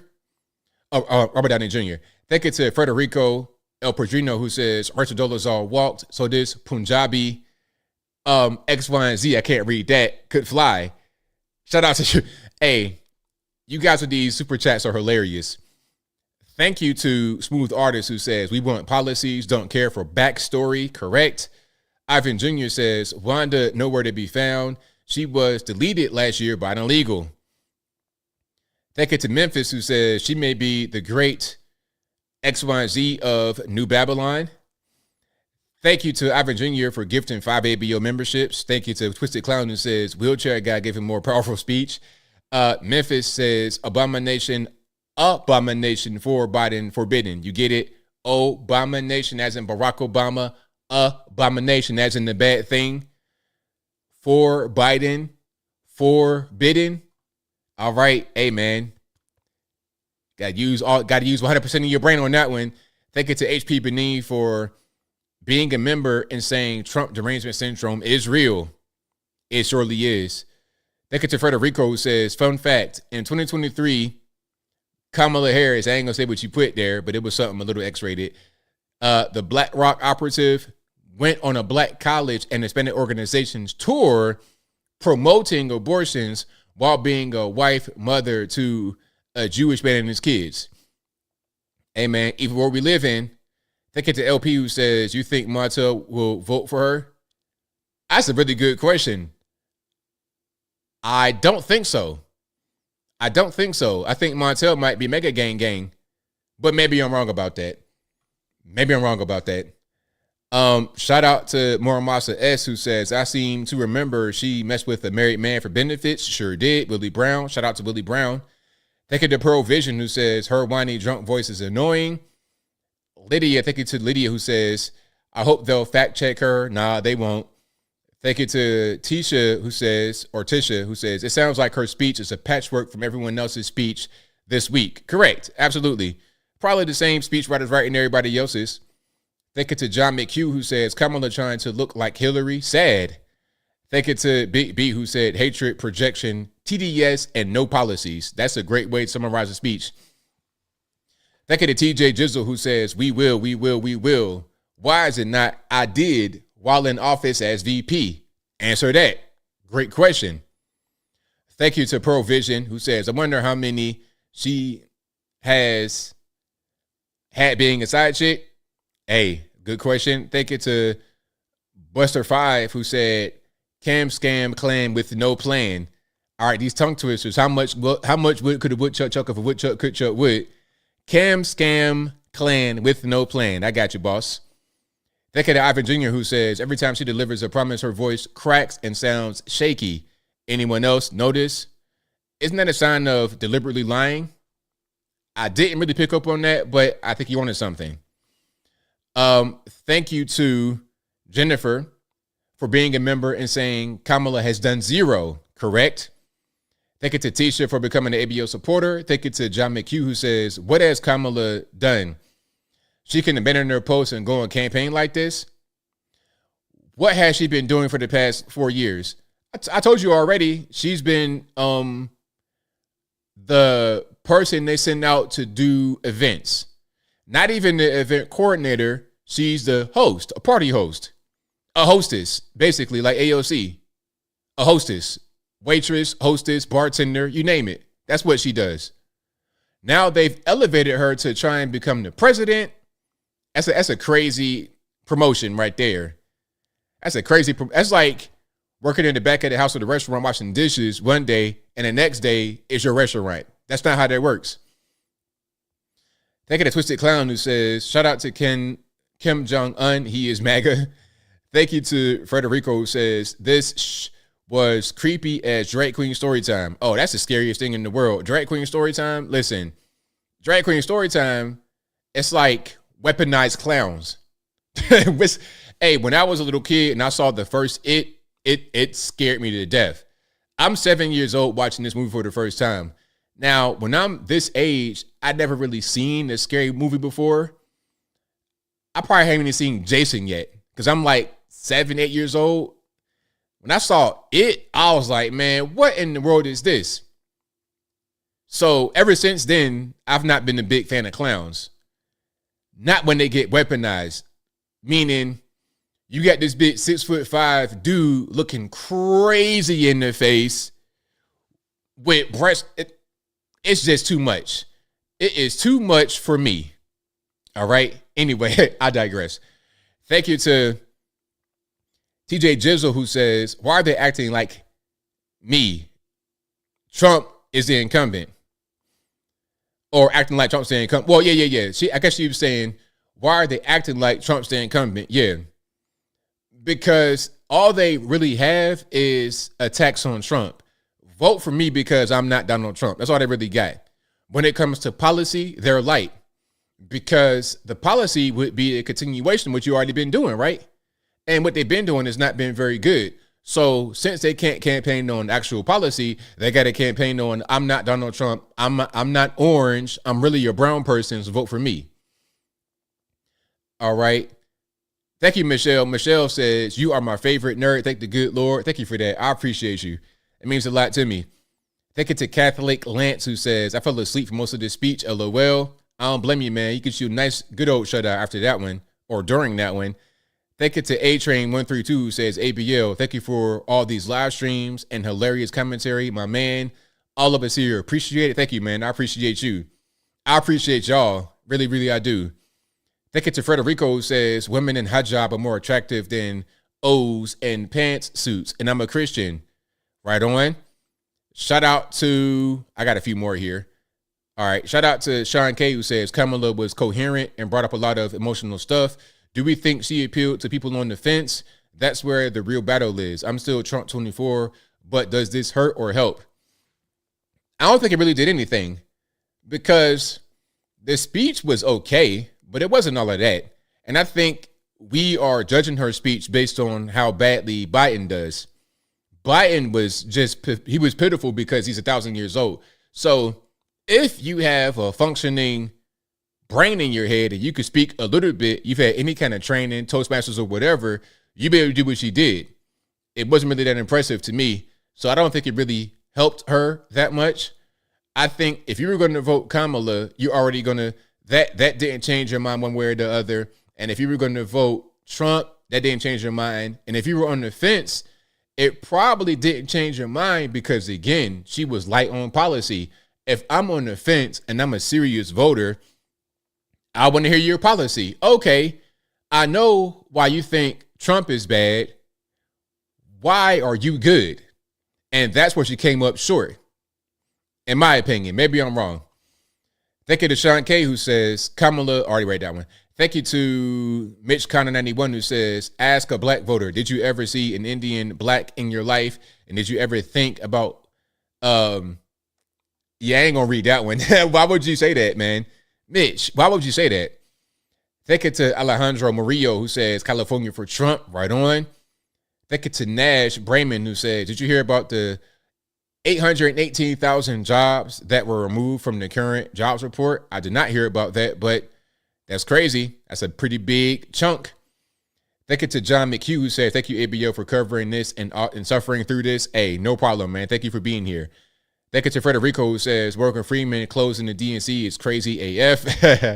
Hey, that dude, I don't know who that was, man. He got that bottle of moonshine, that bottle of Thunderbird right there, a flask of Thunderbird right in his lapel pocket. All right.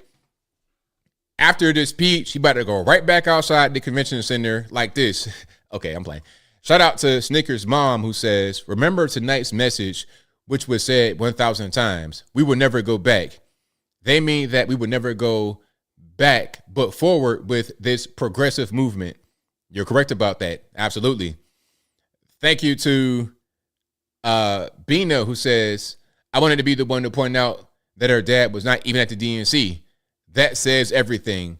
Sup, chat peeps, with the heart emoji. Shout out to you, Bina. Yeah, so just for clarity, Kamala's mother has passed away, but her father is still living. Donald Harris, I believe his name is. He's still living. So where was he at? I saw the auntie, the uncle, the nieces, and all that, but where's the father at? That's kind of interesting. I don't think. I mean, what kind of prior engagement do you have that's more important than seeing your daughter accept the presidential nomination? What's going on? Where is Kamala's dad? Thank you to Federico, says Dean should have stopped in New Mexico. And New Mexico, that was crazy. Thank you to Brandy, who says ABL is the only reason I made it through the DNC. Thank you, Ivan, for the subscription. Shout out to you, Brandy. Thank you. Thank you to Bina again, who says Israel has the right to defend themselves, quote unquote. Lost her a lot of lefty votes tonight. Correct. Thank you to Ryan Hunter, who says I have a screen speech. Thank you to Tish for Tracks, who says, hey, ABL, I'm late, but I need a reboot of the facts of the day.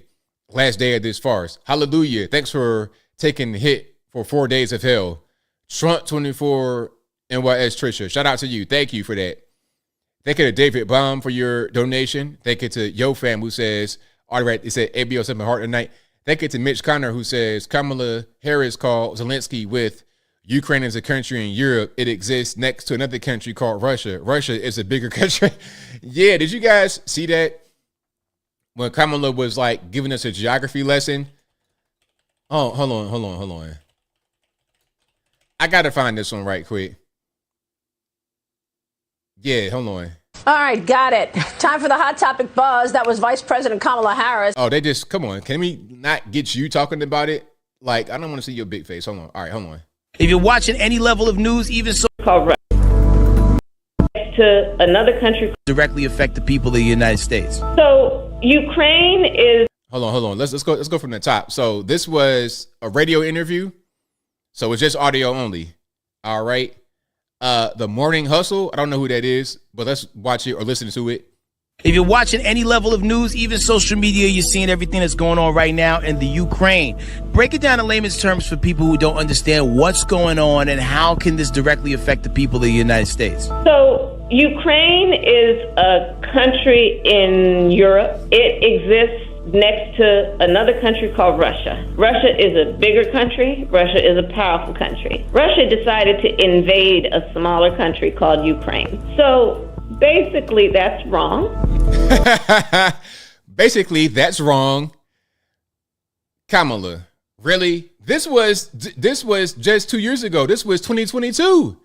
This was not a long time ago. Young Kamala coming up. Nah, this was as the vice president. She said that on a radio interview. Ukraine's a small country. Russia's a bigger country, and they're neighbors. And the big country invaded a small country. So that's wrong. For real? Really? That's your big take, Kamala Harris, on the Ukraine-Russia kerfuffle? For real? Hey, if you vote for her, something's wrong with your brain. I mean, crayons, exactly, Midnight Talk. Crayons all day long. All right, let's keep on moving. Exactly, Ivan Jr. We've invaded quite a few countries, okay, as a U.S., and metal and all kind of stuff. But let's not go down that road right now. Thank you to Mitch Connor. Already read that one. That's why I just played that audio soundbite. That was a real soundbite. I did not make that up. That was a radio interview with Kamala Harris in 2022. Yes, it was. Thank you to Enjoy Cole. You like that one, Enjoy Cole? Shout out to you. Thank you to Janelle. Thank you to hashtag the Janelle Live, who says the border crisis is Benghazi 2.0. But now it's women and children who are screaming for help and dying with no response. Not going back, not even for them. Thank you to the Faith Factor, who says, I missed it. Did you talk about our policies? No, not at all. I didn't really see much in the way of policy. Not in the least bit. Shout out to, well, there was some. I ain't gonna say nothing. I ain't gonna tell that lie. It was a little teeny bit, but not really. Thank you to Alejandro Murillo, who says wheelchair for 2028. Thank you to Dominique Belcher for becoming an ABL supporter. Thank you to the Faith Factor, who says Kamala and Biden couldn't pass their $25,000 student loan forgiveness scheme, so they took credit for the current loan forgiveness policy passed by George W. Bush Jr. Correct. Yeah, there was already there was already policy that existed, already laws that existed that would help with student loans. They could not pass their thing to actually cancel debt in the way they wanted to, because they're not going to cancel no government debt because they have too much power to extract it from you. Child support and student loans will never be canceled. You pay it, or maybe you strike luck. Maybe some angel investor comes down from the sky and says, you behind your child support, I'll pay it. But don't hold your breath. Same thing with student loans. They did forgive some student loans because of the existing programs, but let's put it in perspective, shall we? Now, student loan debt, the student loan debt bubble is 1.74 trillion and counting.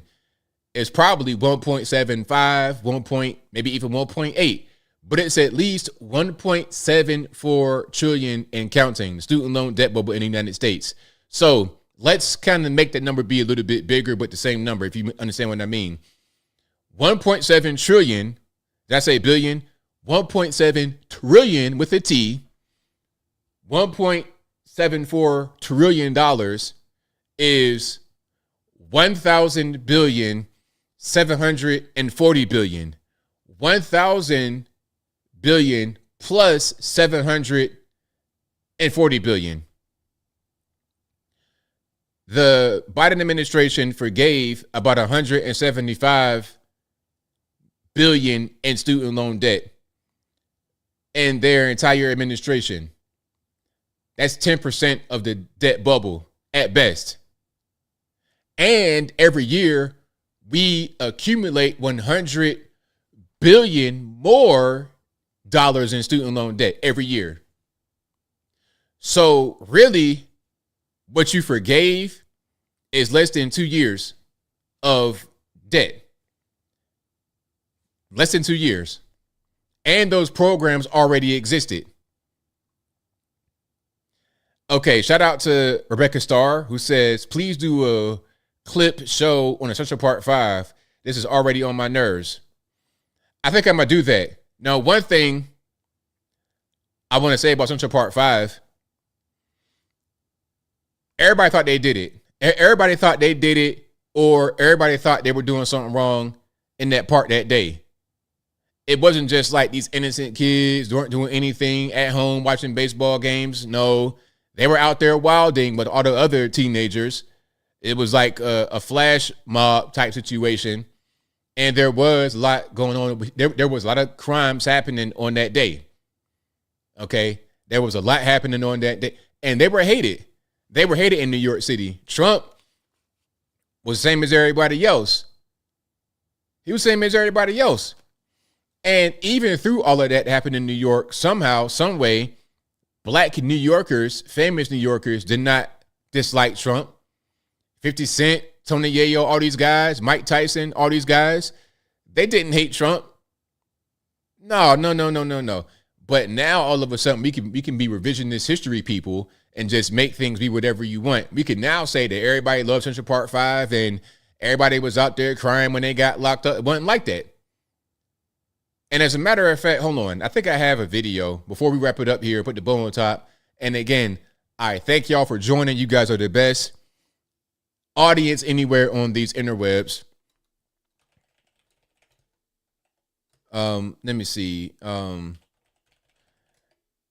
a documentary, but hold on. Imagine the pressure if in the room. Man, what's that? No, this ain't what I want. I got, if I can find that clip I had, but what I'm looking for right now is a clip from back then when they were interviewing people on the street that were in Central Park that day, and black, white, whatever, everybody was like, they need to get locked up. That was the prevailing sentiment back then. Okay, hold on. Let me see if I can find when that happened. It's gonna take me forever to find it, but if I can't find it, I will, and I'll show it to you guys. All right. Okay. So I think I got everybody. You guys are fantastic. We've been on for about 4 hours. I always enjoy you guys. I'll be back live again on Saturday, same bat time, same bat place, 8 p.m. Eastern Standard Time. But until next time, y'all be safe. I'm out, and peace.